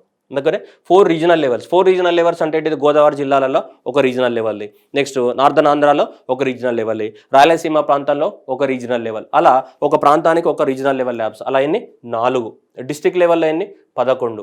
ఓకేనా. అలా రూరల్ కాన్స్టిట్యున్సీస్కి అని ఒక్కొక్క రూరల్ కాన్స్టిట్యున్సీలో ఒక్కొక్కటి అలా 160 సో పెట్టడం జరుగుతుంది. ఈ బడ్జెట్ అలొకేషన్ ఎంత 88 కోట్లు అనేది అలొకేట్ చేయడం జరిగింది. ఈ జూన్ 2020 నుంచి ఇవి వర్కింగ్ స్టార్ట్ చేస్తాయి. ఏవి, doctor YSR agri testing labs అనేటివి. Next price stabilisation fund. ఈ ప్రైస్ స్టెబిలైజేషన్ ఫండ్ ఏంటిది, ఎప్పుడైతే మార్కెట్లో మనకి మద్దతు ధర ఈ మద్దతు ధర అని చెప్తుంటామా లేదా మన మార్కెట్లో మినిమం సపోర్ట్ ప్రైస్ అంటాం, లేదంటే మద్దతు ధర అని చెప్తుంటాం. ఓకేనా, మద్దతు ధర లేదంటే ఏమంటాం మినిమం సపోర్ట్ ప్రైస్ ఎంఎస్పి అని చెప్తుంటాం మనం. ఎంఎస్పి ఏదైనా ఒక అగ్రికల్చర్ ప్రొడ్యూస్కి మార్కెట్లో దాని యొక్క రేట్ అనేది బాగా పడిపోయింది అనుకోండి. అంటే ఫర్ ఎగ్జాంపుల్ ఏదైనా ఒకటి గవర్నమెంట్ అనేది ఇప్పుడు కాటన్ ఉంది అనుకుందాం, కాటన్ ఉంది. సో కాటన్ ఉన్నప్పుడు కాటన్కి గవర్నమెంట్ ఏం చెప్పింది 5,500 రూపాయలు పర్ క్వింటాల్ అని చెప్పింది గవర్నమెంట్. ఏంటిది ఎంఎస్పి, కాటన్కి ఎంఎస్కి 5,500 రూపాయలు అనేది సో మనకి డిక్లేర్ చేయడం జరిగింది. కానీ మార్కెట్లోకి వెళ్తే మనకి అక్కడ ఉన్న వాళ్ళందరూ కూడా ఎంత 4,000కే కొంటున్నారు. అప్పుడు ఫార్మర్కి లాస్ కదా 1,500. మరి ఇలాంటి లాస్ట్ టైంలో ఎవరు ఆదుకోవాలి? గవర్నమెంటే ఆదుకోవాలి. గవర్నమెంటే ఆదుకోవాలి. అంటే ఎప్పుడైతే మార్కెట్లో అనేది సో రేట్ అనేది బాగా పడిపోతుందో, కనీస మద్దతు ధర కన్నా తక్కువగా పడిపోతుంది, the price is falling below the what MSP కన్నా తక్కువగా పడిపోతే అప్పుడు రాష్ట్ర ప్రభుత్వాలు కేంద్ర ప్రభుత్వాలు ఆదుకోవాలి. జనరల్గా ఇది జనరల్ రూల్, ఇది మానవత్వం హ్యుమానిటీ బేసిస్ పైన ఆదుకోవాలి జనరల్గా. సో అందుకోసం జగనన్న సో పెద్ద మనసుతో ఏం తీసుకొచ్చాడు, మనకి ప్రైస్ స్టెబిలైజేషన్ ఫండ్ అని ఒకదాన్ని తీసుకురావడం జరిగింది. ఎంతతోటి 3,000 కోట్లతోటి మనకి ప్రైస్ స్టెబిలైజేషన్ ఫండ్ని 2019 సంవత్సరంలోనే అనౌన్స్మెంట్ ఇచ్చారు. ఎప్పుడైతే సో ఆంధ్రప్రదేశ్లో ఉన్నటువంటి పంటల యొక్క ప్రైస్ అనేటివి మన కనీస మద్దతు ధర కన్నా తక్కువగా పడిపోతాయో అప్పుడు ఆంధ్రప్రదేశ్ గవర్నమెంట్ డైరెక్ట్గా ఫార్మర్స్ నుంచి పర్చేస్ చేస్తుంది. ఎందుకు? రైతులు నష్టపోకుండా ఆంధ్రప్రదేశ్ గవర్నమెంటే వాటిని డైరెక్ట్గా పర్చేస్ చేస్తుంది. సో దానికోసమే ప్రైస్ స్టెబిలైజేషన్ ఫండ్ 3,000 crores తోటి మనకి 2019లోనే అనౌన్స్మెంట్ చేయడం జరిగింది 3,000 కోట్లతోటి. ఆ 3,000 కోట్లు ఒకేసారి ఇవ్వరు, ప్రతి ఇయర్ ఆ 3,000 కోట్లలో కొంచెం అలొకేట్ చేస్తుంటారు. ఈ ఇయర్ ఎంత అలొకేట్ చేశారు? సో ఈ ఇయర్ అనేది దాదాపు 500 కోట్లు అనేది అలొకేట్ చేయడం జరిగింది. దేనికి? ప్రైస్ స్టెబిలైజేషన్ ఫండ్కి. ఎప్పుడైతే పంటల యొక్క ధర అనేది కనీస మద్దతు ధర కన్నా తక్కువగా పడిపోయి మరీ రైతులు లాస్ అయ్యే పొజిషన్లో ఉంటే అప్పుడు గవర్నమెంట్ ఏం చేస్తుంది, డైరెక్ట్గా ఫార్మర్స్ నుంచి కొనడానికి సో కొనేస్తుంది. ఆ కొనేయడానికి కోసమే ఈ ఫండ్ తీసుకొచ్చాం, ప్రైస్ స్టెబిలైజేషన్ ఫండ్. ఎంత? 3,000 కోట్లతోటి. ఆ 3,000 కోట్లు అనేది ఫండ్. దాంట్లో ఎవ్రీ ఇయర్ ఆ ఫండ్ 3,000 కోట్లు ఒకేసారి ఇవ్వలేదు గవర్నమెంట్, ఎవ్రీ ఇయర్ కొంచెం అలొకేషన్ చేస్తూ ఉంటుంది ఆ ఫండ్కి. అందులో ఈ సంవత్సరం ఎంత అలొకేట్ చేసింది? ఆ 3,000 కోట్లలో 500 కోట్లు అనేది ఈ సంవత్సరం జమ అయ్యడం జరిగింది. దేంట్లో? ప్రైస్ స్టెబిలైజేషన్ ఫండ్ కింద 500 కోట్లు పెట్టి ఉంచుతుంది. దాంట్లో ఎప్పుడైతే ప్రాబ్లం వస్తుందో ప్రాబ్లం వచ్చినప్పుడు వీటి ద్వారా ఖర్చు చేసుకొని తీసుకోవడం జరుగుతుంది. And that to Andhra Pradesh is the what only government to announce the what so minimum support price for even chillies కానీ, టర్మరిక్ కానీ, ఆనియన్ కానీ, స్వీట్ ఆరెంజ్ కానీ, మైనర్ మిల్లెట్స్ కానీ, బనానా కానీ ఇవి ఆంధ్రప్రదేశ్లో ఎక్కువగా పండిస్తుంటాము. సో కాబట్టి ఇవన్నిటికి కూడా కనీస మద్దతు ధర లేదు. కనీస మద్దతు ధర జనరల్గా ఎవరు ప్రకటిస్తారు? Department of the what economic affairs, finance మినిస్ట్రీలో ఉన్నటువంటి డిపార్ట్మెంట్ ఆఫ్ ఎకనామిక్ అఫైర్స్ వాళ్ళు ఫైనలైజ్ చేస్తారు దేన్ని కనీస మద్దతు ధర ఏ పంటలకైనా. భారతదేశంలో ప్రస్తుతానికి ఒక 23 పంటలకి కనీస మద్దతు ధర అనేది ఇస్తుంది సెంట్రల్ గవర్నమెంట్. ఇక స్టేట్ గవర్నమెంట్స్కి ఎలాంటి రోల్ లేదు మా కనీస మద్దతు ధర ఇవ్వడంలో. సో కాబట్టి కనీస మద్దతు ధర 23 క్రాప్స్కే ఇస్తుంది, ప్లస్ షుగర్ కేన్కి సపరేట్గా క్యాలిక్యులేట్ చేస్తారు, అది వేరే స్టోరీ. కానీ క్రాప్స్ అయితే 23 క్రాప్స్కి మాత్రమే సెంట్రల్ గవర్నమెంట్ అనేది ఏమి ఇస్తుంది, మనకి కనీస మద్దతు ధరనే ఇస్తుంది. మరి మిగతా చాలా క్రాప్స్ ఉన్నాయి కదా, 23 క్రాప్స్కే ఇస్తే మిగతా క్రాప్స్ సంగతి ఏంటిది అంటే వాటి మార్కెట్లో ఎవడు కొనడు. సో కాబట్టి MSP crops, non MSc crops, కనీస మద్దతు ధర ఇచ్చే క్రాప్స్, కనీస మద్దతు ధర ఇయ్యని క్రాప్స్ కూడా ఉన్నాయి. కనీస మద్దతు ధర ఇయ్యని క్రాప్స్ని కూడా ఆంధ్రప్రదేశ్ గవర్నమెంట్ కొంటుంది. కనీస మద్దతు ధర ఇచ్చే క్రాప్స్తో పాటు కనీస మద్దతు ధర ఇయ్యని క్రాప్స్ని కూడా ఆంధ్రప్రదేశ్ గవర్నమెంట్ అనేది ప్రైస్ స్టెబిలైజేషన్ ఫండ్ ద్వారా ప్రొక్యూర్మెంట్ చేస్తుంది. అర్థమవుతుందా? సో కాబట్టి అలా Andhra Pradesh is the what only so that is the what state government to provide the what MSP to the what all these government. వీటికి ఒకవేళ సెంట్రల్ గవర్నమెంట్ అనేది ఎంఎస్పీ ప్రొవైడ్ చేస్తే అవసరం లేదు కదమ్మా. సో కాబట్టి so fall below the what MSP are non MSP crops. ఇంతకుముందు కూడా చెప్పానండి, కనీస మద్దతు ధర అండ్ కనీస మద్దతు ధర లేని క్రాప్లు అన్నిట్లలో ఆంధ్రప్రదేశ్ గవర్నమెంట్ కొంటుంది. వేరే స్టేట్లలో ఇలా లేదు, వేరే స్టేట్లలో కనీస మద్దతు ధర ఉన్న క్రాప్స్నే స్టేట్ గవర్నమెంట్స్ కొంటాయి. కనీస మద్దతు ధర కింద లేని 23 క్రాప్స్ని ఎవరు కొనరు. కానీ ఆంధ్రప్రదేశ్ గవర్నమెంట్ ఒక్కటే రాష్ట్రం ఉంది ఇండియాలో కనీస మద్దతు ధర లేని క్రాప్స్ని కూడా కొంటుంది. దానికి ఎగ్జాంపుల్స్ ఇగో ఇక్కడ కనిపిస్తున్నాయి. ఇవి చిల్లీస్ కానీ, టర్మరిక్ కానీ, స్వీట్ ఆరెంజ్ కానీ, మైనర్గా మిల్లెట్స్ కానీ, బనానా కానీ, వీటికి సెంట్రల్ గవర్నమెంట్ లిస్ట్లో లేవు ఇవన్నీ. Okay right. సో దీనికి మళ్ళీ ఈ ప్రైస్ టేబుల్ రైతులకు ఎలాంటి డౌట్ వచ్చినా కానీ ఇలాంటి వాటికి సంబంధించి ఒక టోల్ ఫ్రీ నెంబర్ కూడా లాంచ్ చేయడం జరిగింది. ఇది 190 అనే ఒక toll free number to redress the what farmers grievances. ఫార్మర్స్కి ఏమైనా డౌట్స్ ఉంటే, వాళ్ళకి ఏమైనా కంప్లైంట్స్ ఉంటే లాంచ్ చేయడానికి కోసము మనకి 1907 నంబర్ అనే ఒక టోల్ ఫ్రీ నెంబర్ని కూడా లాంచ్ చేయడం జరిగింది. Next farmer suicides. So June 1, 2019 నుంచి ఎవరైనా ఫార్మర్ దురదృష్టవశాత్తు చనిపోతే ఫార్మర్ సూసైడ్ చేసుకుంటే చేసుకోకూడదనే కోరుకుందాం. సో కానీ ఎవరైనా in case of farmer suicide చేసుకుంటే వాళ్ళకి ఎంత ఇస్తారు, వాళ్ళ ఫ్యామిలీకి 7 లక్షల రూపాయలు ఇస్తారు. దీనికి ఈ బడ్జెట్ అలొకేషన్లో ఎక్స్గ్రీషియా కింద ఎంత మెన్షన్ చేశారు, 20 crores అనేది మనకి ఇవ్వడం జరిగింది. అయితే లాస్ట్ ఇయర్ బడ్జెట్లోనే ఏం చేశారంటే ప్రతి డిస్ట్రిక్ట్ కలెక్టర్ దగ్గర ₹1 కోటి పెట్టడం జరిగింది. లాస్ట్ ఇయర్ బడ్జెట్లో 2019 బడ్జెట్లోనే ప్రతి డిస్ట్రిక్ట్ కలెక్టర్ దగ్గర ₹1 కోటి అనేది కార్పస్ అనేది జమ చేసినారు. ఏమని, ఎలా అయినా మీ జిల్లాలలో ఎక్కడైనా సరే ఫార్మర్ సూసైడ్ చేసుకుంటే వాళ్ళకి ఇమీడియట్గా 7 లక్షల రూపాయలు అనేది ఇవ్వాలి అన్న ఉద్దేశంతో సో ప్రతి డిస్ట్రిక్ట్ కలెక్టర్ దగ్గర మనకి ₹1 కోటి అనేది కార్పస్ ఫండ్ కింద జమ చేసి పెట్టినారు. ఇమీడియట్గా డిస్ట్రిక్ట్ కలెక్టర్ ఏం చేస్తారు, డిస్పర్స్ చేయడం జరుగుతుంది. ఎవరైనా ఆ డిస్ట్రిక్ట్లో కనుక సూసైడ్ చేసుకుంటే ఫార్మర్ సూసైడ్ చేసుకుంటే ఎంత వస్తాయి, ఆంధ్రప్రదేశ్లో 7 లక్షల రూపాయల ఎక్స్గ్రీషియా అనేది ప్రకటించడం జరిగింది. ఈ ఇయర్ కూడా ఇలా ఎక్స్గ్రీషియా కింద ఎంత బడ్జెట్ అలొకేట్ చేశారు, 20 కోట్లనే అలొకేట్ చేయడం జరిగింది. దిస్ ఇయర్ ఈ సంవత్సరం కూడా 20 కోట్లనే అలొకేట్ చేయడం జరిగింది. దేనికి, ఫార్మర్ సూసైడ్స్కి ఎక్స్గ్రీషియా ఇవ్వడానికి కోసం. నెక్స్ట్ జలసిరి రైతు భరోసా. జలసిరి అంటే వాటరే కదా. సో ఈ రైతు భరోసా అంటే ఏంటిది, ఇదే కదమ్మా. ఎకరానికి ప్రతి ఫ్యామిలీకి ఎంత, సంవత్సరానికి 13,500 రూపాయలు ఇవ్వడం, అవునా, అదే కదా, రైట్. సో ఇప్పుడు జలసిరి అంటే ఏంటిదంటే అందరికీ ఫ్రీ బోర్వెల్స్ అనమాట. Jalasiri major objective is providing the free borewells to the eligible farmer instead of the Jalasiri program which was covered under the Rythu Bharosa scheme. ప్రతి ఫార్మర్స్కి ఎవరైతే ఎలిజిబుల్ ఫార్మర్స్ ఉన్నారో ఆ ఎలిజిబుల్ ఫార్మర్స్కి గవర్నమెంట్ ఏమిస్తుంది, మనకి ఫ్రీగా ఒక బోర్వెల్స్ వేయిస్తూ ఉంటుంది. ఏంటిది, ఫ్రీగా బోర్ వేసిస్తుంటుంది అనమాట గవర్నమెంట్కి. ఒక బోర్ వేయడానికి ఎంత, 200 ఫీట్లు 250 ఫీట్లు వేయడానికి కోసం మనకు ఒక 25,000 ఖర్చు అవుతుంది. ఆ 25,000 ఖర్చు 1,000 రూపాయలని కూడా గవర్నమెంట్ భరించడానికి రెడీగా ఉంది. అలా ఒక 200 రిగ్స్ని కొనడం జరిగింది. 200 rigs, 1 rigs for the each parliamentary కాన్స్టిట్యుయెన్సీకి ఇవ్వడం జరిగింది. దేనికి, రిగ్స్ అంటే ఏంటి, బోర్వెల్స్. ఏవైతే డ్రిల్లింగ్ మిషన్స్ ఉంటాయో ఆ డ్రిల్లింగ్ మిషన్స్ని 200 రిగ్స్ని కొనడం జరిగింది. 1 rig for the each so constituency, assembly constituent and additional 1 for the parliamentary కాన్స్టిట్యుయెన్సీకి సో కొని ఇవ్వడం జరిగింది. దాని ద్వారా ఆ ప్రాంతాలలో వాళ్ళ రైతులకు ఫ్రీగా బోర్స్ వేసిస్తూ ఉంటారు. అలా ఎంత, ఒక సంవత్సరానికి 25,000 బోర్స్ వేయాలని టార్గెట్ పెట్టుకున్నారు. ఎప్పటి నుంచి ఎప్పటి వరకు, సో దాదాపు 2020-21 నుంచి 2023-24 సంవత్సరం వరకు ఈ స్కీమ్ అనేది ఇంప్లిమెంట్ చేస్తారు. దీని కింద దాదాపు రైతులందరికీ ఫ్రీగా బోర్వెల్స్ వేసి ఇవ్వడానికి గవర్నమెంట్ రెడీ అయింది. దాదాపు ఒక సంవత్సరానికి ఎంత 25,000 number of the borewells for the financial year. ఒక సంవత్సరంలో 25,000 బోర్వెల్స్ని వేయించాలని గవర్నమెంట్ డిసైడ్ అయింది. అలా 3 సంవత్సరాల పాటు అంటే దాదాపు 75,000 బోర్వెల్స్ ఇంచుమించుగా సో రాష్ట్రం మొత్తంలో సో ఫార్మర్స్కి ఫ్రీ ఆఫ్ కాస్ట్ వేయించడానికి గవర్నమెంట్ అనేది డిసైడ్ అవ్వడం జరిగింది. సో దాన్ని ఏమంటున్నాం మనం, ఇది జలసిరి రైతు భరోసా అని చెప్తున్నాం. ఏంటిది, జలసిరి రైతు భరోసా అని చెప్తున్నాం. ఓకే, ఈ స్కీమ్ ఓకే, జస్ట్ దీని గురించి తెలిసి ఉండాలి. ఎగ్జామినేషన్లో క్వశ్చన్ రావడానికి కూడా అవకాశం ఉంటుంది. ఈ టార్గెట్స్ అనేది ఇంపార్టెంట్, ఎంత టార్గెట్స్ పెట్టుకున్నారు అనేది important. Okay, next natural calamity fund. Cyclones కానీ అట్లాంటి ఏమైనా ఇంపాక్ట్ అయినప్పుడు మన ఆంధ్రప్రదేశ్ రాష్ట్రంలో రైతులకు ఇమీడియట్గా రిలీఫ్ ప్రొవైడ్ చేయడానికి కోసం ఆల్రెడీ మనకి న్యాచురల్ కెలామిటీస్ కోసం 2,000 కోట్ల ఫండ్ అనేది ఆల్రెడీ ఎస్టాబ్లిష్మెంట్ చేయడం జరిగింది లాస్ట్ ఇయర్ బడ్జెట్లోనే. Okay, right. నెక్స్ట్ వచ్చేసి toll tax, road tax free. Agriculture tractors exempted from the paying of the toll tax కానీ రోడ్ ట్యాక్స్ కట్టాల్సిన అవసరం లేదు.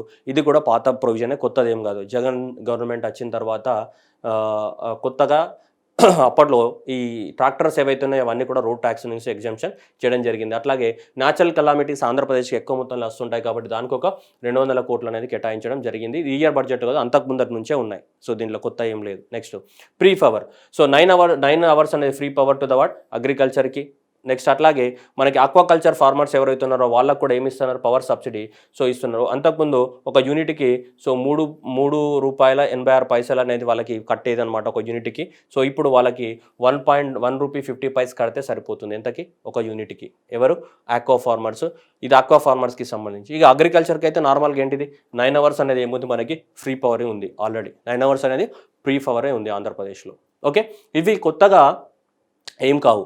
ఇవన్నీ ఆల్రెడీ మనకి జూన్ 2019 నుంచి సో మనకి వైఎస్ఆర్ పార్టీ గవర్నమెంట్ వచ్చిన తర్వాత ఇవి ఆల్రెడీ 2019 నుంచే ఇంప్లిమెంట్ చేస్తున్నారు. ఇవి కొత్తగా ఏం కావు.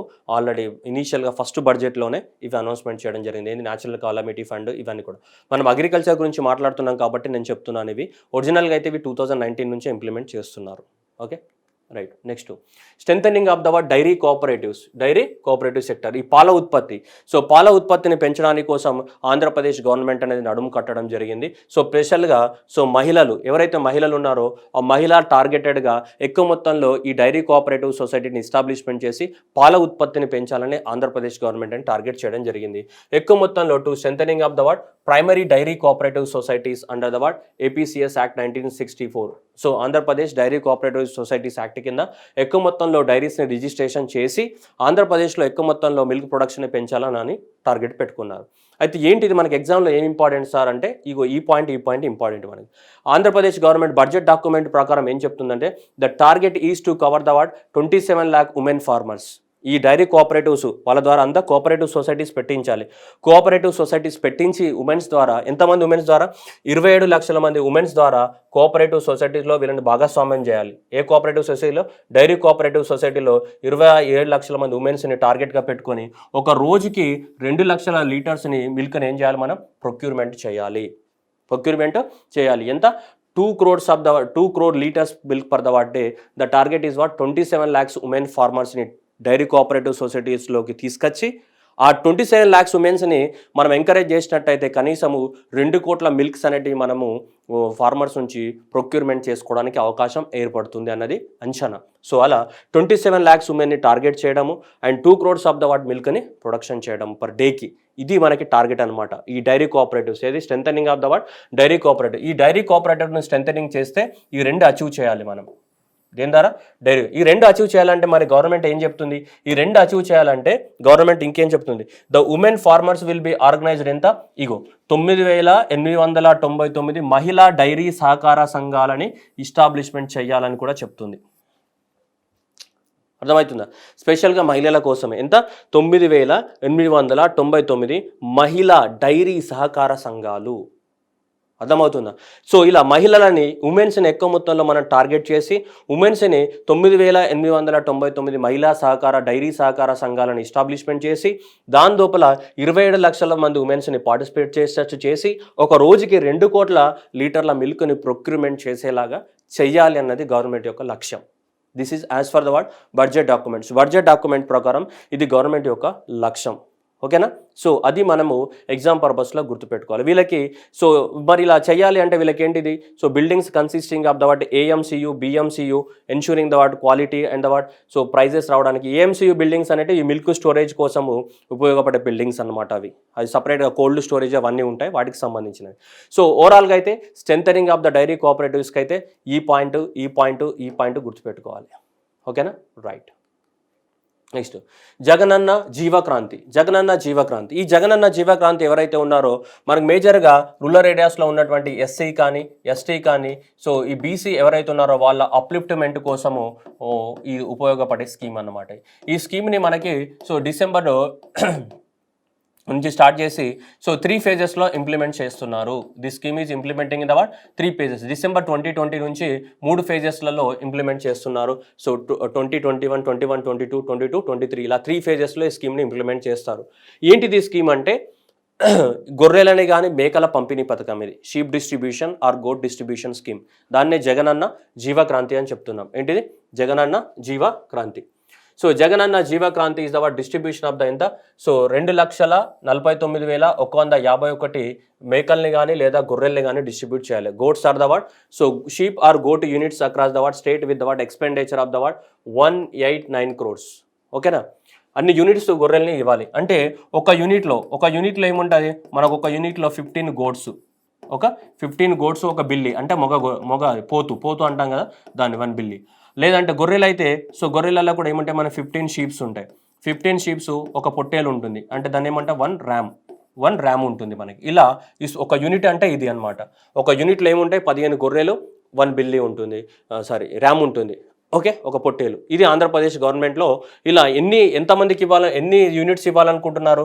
2,49,151 sheep and goat units across the state ఇవ్వాలనుకుంటున్నారు. ఒకేసారి కాదు, 3 స్టేజ్లలో ఇవ్వాలనుకుంటున్నారు. ఆల్రెడీ ఫస్ట్ స్టేజ్ కంప్లీట్ అయిపోయింది. 2020-21 ఫస్ట్ స్టేజ్, 21-22 అండ్ 22-23 ఇలా 3 స్టేజెస్లలో మనకి ఇవ్వాలని అనుకుంటున్నారు. దాని పేరు ఏది? జగనన్న జీవక్రాంతి. స్పెషల్ ఎవరికి ఇది? SC, ST, BC అప్లిఫ్ట్మెంట్ కోసం. అందరికి కాదు ఇది. SC, ST, BC రూరల్ ఏరియాస్లో ఉన్నటువంటి ఎస్సీ ఎస్టీ బీసీ ఎవరైతే ఉన్నారో వాళ్ళ అప్లిట్మెంట్ కోసం తీసుకురాబడ్డ స్కీమ్ ఇది జగనన్న జీవ క్రాంతి.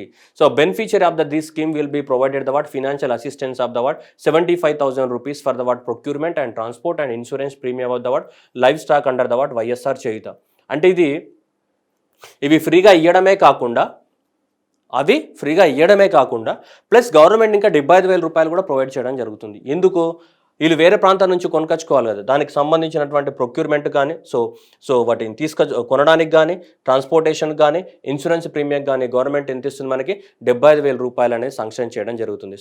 సో ఫ్రీగా కాదు, ఈ 75,000 రూపాయల్లోనే ఈ 75,000 రూపాయలు ఏవైతే ఉన్నాయో ఈ 75,000 రూపాయలతో ఏం చేయాలి, మనం కొనుక్కోవాలి, ట్రాన్స్పోర్ట్ చేసుకోవాలి, వాటికి ఇన్సూరెన్స్ ప్రీమియం కోసం సో మనకి డబ్బులు అనేది ప్రొవైడ్ చేయడం జరుగుతుంది. ఓకేనా? సో దేని కింద? జగనన్న జీవక్రాంతి కింద. ఓకే, ఇలా 15 కోట్లు ఈ షీప్స్ అనేది ఇవ్వడం జరుగుతుంది. దీనికోసం ఈ ఇయర్ బడ్జెట్లో ఎంత అలొకేట్ చేసాం? 1889 కోట్లు అనేది ఆల్రెడీ ఈ బడ్జెట్లో కాదు అంతకుముందే కేటాయించడం జరిగింది. టోటల్గా సో అన్ని లక్షలు ఇవ్వడానికి కోసం 1889 కోట్లు ఖర్చు అవుతుంది అనేది అంచనా మనకి.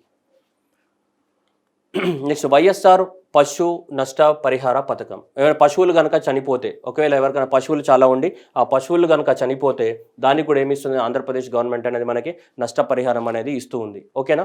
ఒకవేళ so 30,000 for the what improved or indigenous breed, ఇది చనిపోతే ఇంప్రూవ్డ్ కానీ ఇండిజినస్ బ్రీడ్స్ వెరైటీ చనిపోతే 30,000 ఒకదానికి. ఒకవేళ non descriptive breed for the what cattle buffalo అయితే 15,000 రూపాయలు. అదే షీప్ అండ్ ద గోటు అయితే 6,000 రూపాయలు అనేది సో మనకి కాంపెన్సేషన్ కింద ఇస్తాం in case of the what death of the what so any పశువు, ఏదైనా ఒక జంతువు వాళ్ళకు సంబంధించినటువంటి యానిమల్ ఏదైనా చనిపోతే కాంపెన్సేషన్. ఓకే, ఈ ఇయర్ బడ్జెట్లో దాదాపు మనకి 50 కోట్లు అనేది కేటాయించడం జరిగింది for the what live stock compensation fund. ఈ విధంగా కాంపెన్సేషన్ ఇస్తారు సో వాళ్ళకి యానిమల్ కనుక చనిపోతే. ఇది కూడా మనకు 2019 నుంచే ఉంది. ఏది? వైఎస్ఆర్ పశు నష్ట పరిహార పథకం కింద. సో ఈ విధంగా కాంపెన్సేషన్ అనేది ప్రొవైడ్ చేయడం జరుగుతుంది. దానికోసం 50 కోట్లు అనేది కేటాయించడం జరిగింది. Next fisheries sector.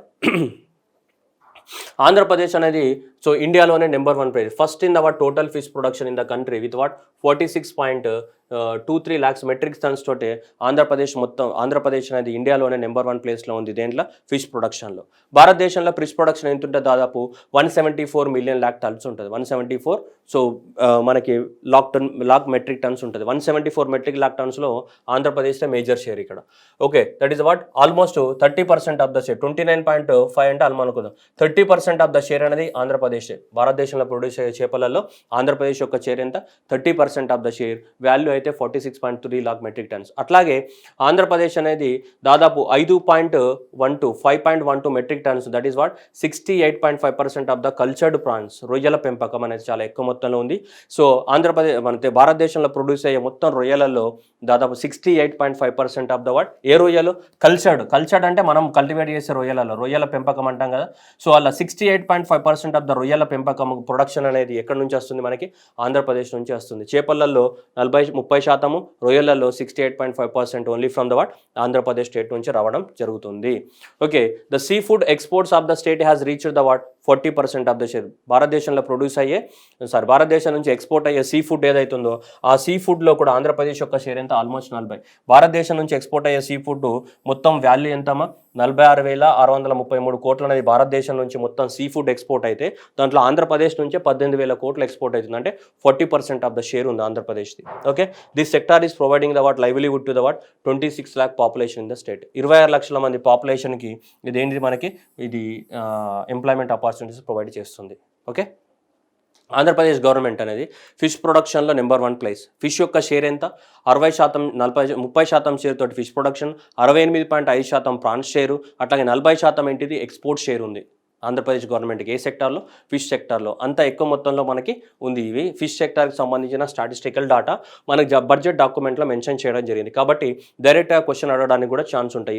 ఈ స్టేట్ ఏదైతే స్టాటిస్టికల్ డేటా ఉందో డైరెక్ట్గా క్వశ్చన్ అడగడానికి కూడా ఛాన్స్ ఉందమ్మా మనకి. ఓకే, నెక్స్ట్ సో వైఎస్ఆర్ మత్స్య భరోసా. ఇది కూడా మనకి జూన్ 2019 నుంచి ఇంప్లిమెంటేషన్ అవుతుంది మనకి వైఎస్ఆర్ మత్స్య భరోసా. సో ఈ వైఎస్ఆర్ మత్స్య భరోసా ఏంటిదంటే so to provide the what financial assistance to the what 10,000 during the what fish ban period from the April 1st నుంచి నుంచి సో జూన్ 14th పీరియడ్ వరకు ఏంటి చేపలు పట్టడానికి అవకాశం ఉండదు. ఆ చేపలు పట్టడానికి అవకాశం లేదు కాబట్టి ఆ టైంలో వాళ్ళు లైవ్లీహుడ్ని కోల్పోతారు కదా. కాబట్టి వాళ్ళకి గవర్నమెంట్ ఏమి ఇస్తుందంటే మనకి 10,000 రూపాయల ఫినాన్షియల్ అసిస్టెన్స్ అనేది ప్రొవైడ్ చేయడం జరుగుతుంది. సో ఎవరికి ఈ చేపలు పట్టడానికి కష్టమైన టైంలో ఎంత 10,000 రూపాయలు ఈ ఎవ్రీ ఇయర్ ఎప్పుడు ఈ టైంలో బ్యాన్ పీరియడ్ ఏప్రిల్ 15 నుండి జూన్ 14 వరకు. ఇప్పటివరకు 330 కోట్లు అనేది దాదాపు 1,19,000 మందికి ఇచ్చినట్టు మనకి బడ్జెట్ డాక్యుమెంట్లో మెన్షన్ చేయడం జరిగింది. ఎన్ని 10,000 రూపాయలని. నెక్స్ట్ అట్లాగే మనకి వాళ్ళు బోట్స్ వెళ్తూ ఉంటారు కదా చేపలు పట్టడానికి, డీజిల్తో నడిచే బోట్లు ఉంటాయి కదమ్మా, వాటికి పవర్ సబ్సిడీ, డీజిల్ సబ్సిడీ అనేది 1 లీటర్కి 9 రూపాయలు ఇస్తామని గవర్నమెంట్ అనౌన్స్మెంట్ చేసింది. ఆల్రెడీ లాస్ట్ 1 ఇయర్ నుంచి ఇస్తుంది. అలా దాదాపు 48 కోట్ల రూపాయలు అనేది ఆల్రెడీ సబ్సిడీ రూపంలో ఇవ్వడం జరిగింది. ఎంతమందికి? దాదాపు 19,000 మందికి. నెక్స్ట్ అట్లాగే ఒక ఎవరైనా మత్స్యకారుడు మా చేపలు పట్టడానికి వెళ్ళి చనిపోతే వాళ్ళకి ఎంత ఇస్తారు? 10 lakhs. ఫార్మర్ చనిపోతే 7 లక్షలు వస్తాయి, కానీ మత్స్యకారుడు చనిపోతే 10 లక్షలు వస్తాయి. ఎందుకంటే కొంచెం పూర్ ఫ్యామిలీస్ కదా, అలా 10 లక్షలు వస్తుంటాయి. అలా దాదాపు ఇప్పుడు 6.7 కోట్లు ఇవ్వడం జరిగింది. ఎంతమందికి? 67 మంది చనిపోవడం జరిగింది. ఓకేనా? So important. సో ఈ 3 అనేటివి ఇంపార్టెంట్ క్వశ్చన్స్ ఎగ్జామ్ పర్పస్లో మత్స్యకార భరోసా కింద. అట్లాగే power tariff has been reduced to the what 53 aqua farmers. ఇది ఆక్వా ఫార్మర్స్ ఎవరైతే ఉన్నారో వాళ్ళకి పవర్ టారిఫ్స్ కూడా ఇవ్వడం జరుగుతుంది. ఎందుకంటే పవర్ సబ్సిడీ అనేది మనకి ఇస్తున్నామని ఆల్రెడీ నేను చెప్పా. ఇక్కడ ఒక యూనిట్కి సో ₹3.86 ఉండే దాన్ని ఒక యూనిట్కి పవర్ ఛార్జ్ అనేది ₹1.50కి తగ్గించడం జరిగింది. ఎవరికి? ఆక్వా ఫార్మర్స్కి. ఓకే, అలా దానివల్ల ఒక 1,550 కోట్ల రూపాయలు అనేది గవర్నమెంట్ అనేది ఇవ్వడం జరిగింది. దేని ఏ ఫామ్లో? పవర్ సబ్సిడీ ఫామ్లో. And compensation of the what 75 crores rupees is provided to the what.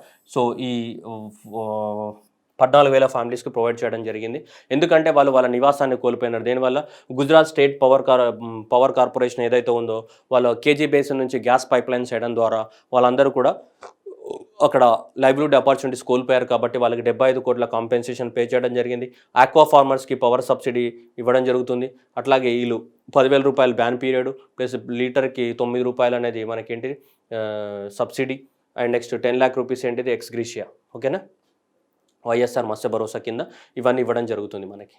Next ఆంధ్రప్రదేశ్లో మరి ఫిష్ కల్చర్ని డెవలప్మెంట్ చేయడానికి కోసం కూడా ఆంధ్రప్రదేశ్ గవర్నమెంట్ హార్బర్స్ని కడదామని డిసైడ్ అయిపోయింది. వీటిని హార్బర్స్ని అట్లా 8 హార్బర్స్ని ప్రపోజ్ చేశారు. phase 1 అండ్ phase 2లో 2 కలిపి ఇంకా రాబోయే 4 సంవత్సరాలలో ఇవన్నీ కంప్లీట్ అయిపోతాయి హార్బర్స్. phase 1లో ఈ హార్బర్స్ని కడతామని చెప్పడం జరిగింది. With the cost of the what 1,510 కోట్లు ఖర్చు అవుతాయి. వీటిని కట్టడానికి కోసం అని చెప్పేసి ఈ హార్బర్స్ని కడతామని చెప్తారు. ఒకటి Juvvala Dinne Nellore district, and next Uppada in East Godavari, and Nizampatnam in Guntur district, and Machilipatnam in the Krishna district. ఇవి phase 1లో కట్టబోయే ఏంటి మనకి హార్బర్స్. ఆంధ్రప్రదేశ్లో ఈ హార్బర్స్ అనేటివి phase 1లో కంప్లీట్ చేస్తామని చెప్తున్నారు. Juvvala Dinne, Uppada, Nizampatnam and the what Machilipatnam. So ఇవి phase 1లో 4 హార్బర్స్ విత్ ద వాట్ 1,510 కోట్లతోటి ఖర్చు చేస్తామని చెప్తున్నారు. ఓకే, నెక్స్ట్ phase 2లో కూడా మళ్ళీ దాదాపు ఆల్మోస్ట్ దీనికి కూడా 1,365 కోట్లు అనేది అవసరం. ఎస్టిమేటెడ్ కాస్ట్ ఎంత? 1,365 కోట్లు అనేది అవసరం. వీటిని phase 2లో కంప్లీట్ చేస్తామని చెప్తున్నారు. Okay, Budagatlapalem Srikakulam district, and next Pudimaka in Visakhapatnam, and Biyyaputhippa in East Godavari district, and Kothapatnam in the Prakasam district. ఇవి phase 2లో కంప్లీట్ చేస్తాం. వీటికి కూడా 1,365 కోట్లు అనేది అవసరం అని చెప్తున్నారు. ఇది phase 1లో, ఇవి phase 2లో కంప్లీట్ చేస్తామని చెప్తున్నారు. ఓవరాల్గా ఫిష్ సెక్టార్కి ఈ బడ్జెట్లో మనకి 329 కోట్లు అనేది అలొకేట్ చేయడం జరిగింది for the what entire fish sector. టోటల్గా ఫిష్ సెక్టార్ ఏదైతే ఉందో ఈ ఫిష్ సెక్టార్కి మొత్తం 329 కోట్లు అనేది అలొకేట్ చేయడం జరిగింది. ఇవి ఎస్టిమేటెడ్ కాస్ట్, ఇవి అలొకేషన్స్ కాదమ్మా, ఇవి అలొకేషన్స్ కాదు, ఇవి కట్టడానికి అయ్యే కాస్ట్. ఇది cost estimation, not the budget allocations కాదు. ఇవి ఎస్టిమేటెడ్ కాస్ట్, ఇన్ని కోట్లు ఖర్చు అవుతుందని చెప్తున్నారు అవి కట్టడానికి కోసం. ఓకేనా? సో ఇది కట్టడానికి కోసం 1,365 కోట్లు ఖర్చు అవుతుందని చెప్తారు. కాబట్టి ఎగ్జామినేషన్లో మ్యాచ్ ద ఫాలోయింగ్ రావచ్చు. ఈ హార్బర్స్ అనేటివి ఎక్కడ కడుతున్నారు? ఫిషింగ్ హార్బర్స్ అనేటివి జువ్వల దిన్నె, ఉప్పాడ, నిజాంపట్నం, మచిలీపట్నం. ఇవి మ్యాచ్ ద ఫాలోయింగ్ రావచ్చు. ఇవి అందరికి తెలుసు. మచిలీపట్నం, నిజాంపట్నం చాలా మందికి తెలిసి ఉంటుంది, కానీ ఇవి తెలుసుండదు. ఏది? జువ్వల దిన్నె, ఉప్పాడ, ఆ లోకల్ వాళ్ళకే తెలిసి ఉంటుంది. నెక్స్ట్ బియ్యపు తిప్ప చాలా మందికి తెలియదు. వెస్ట్ గోదావరి తప్ప మిగతా వాళ్ళకి తెలిసి ఉండదు బియ్యపు తిప్ప. సో బియ్యపు తిప్ప కానీ నెక్స్ట్ ఏంటిది? పుడిమాక. So next Kothapatnam. ఇవి మ్యాచ్ ద ఫాలోయింగ్ రావడానికి అవకాశం ఉంటుంది. phase 1లో ఏమున్నాయి, phase 2లో ఏం హార్బర్స్ కడదామని డిసైడ్ చేశారు, ఇవి కూడా ఇంపార్టెంట్. మత్స్యకార భరోసా, ఫిష్ సెక్టార్ యొక్క ఫ్యాక్ట్స్, పశు నష్టపరిహారం, Jagananna Jeevakranthi, dairy sectors, natural calamity, Jalasiri, farmers price stable, agri testing, 0 వడ్డీ లేని రుణాలు, క్రాప్ ఇన్సూరెన్స్, రైతు భరోసా. టోటల్గా అగ్రికల్చర్ సెక్టార్ కేటాయించినటువంటి టోటల్ ఫండింగ్ ఇది. ఓకే, సో టోటల్ ఫండింగ్ ఎంత మనకు 11,000 కోట్లు అనేది కేటాయించడం జరిగింది టోటల్గా అగ్రికల్చర్ సెక్టార్కి సంబంధించి ఇది ఓకేనా. సో ఇది మనకి physical deficit and what revenue deficit టోటల్గా మన ఆంధ్రప్రదేశ్కి ఎక్స్పెండిచర్ ఇన్కమ్ ఇది total budget. Okay, this is the what introduction plus total agriculture sector. So okay, so మీ అందరూ కూడా దీన్ని చూసి మీకు నచ్చితే లైక్ చేయండి. మిగతా మీ ఫ్రెండ్స్ ఎవరైతే ఉన్నారో వేరే కాంపిటేటివ్ ఎగ్జామ్స్ ప్రిపేర్ అవుతున్నారో వాళ్ళందరికీ కూడా షేర్ చేయండి. Okay, thank you everyone and all the best.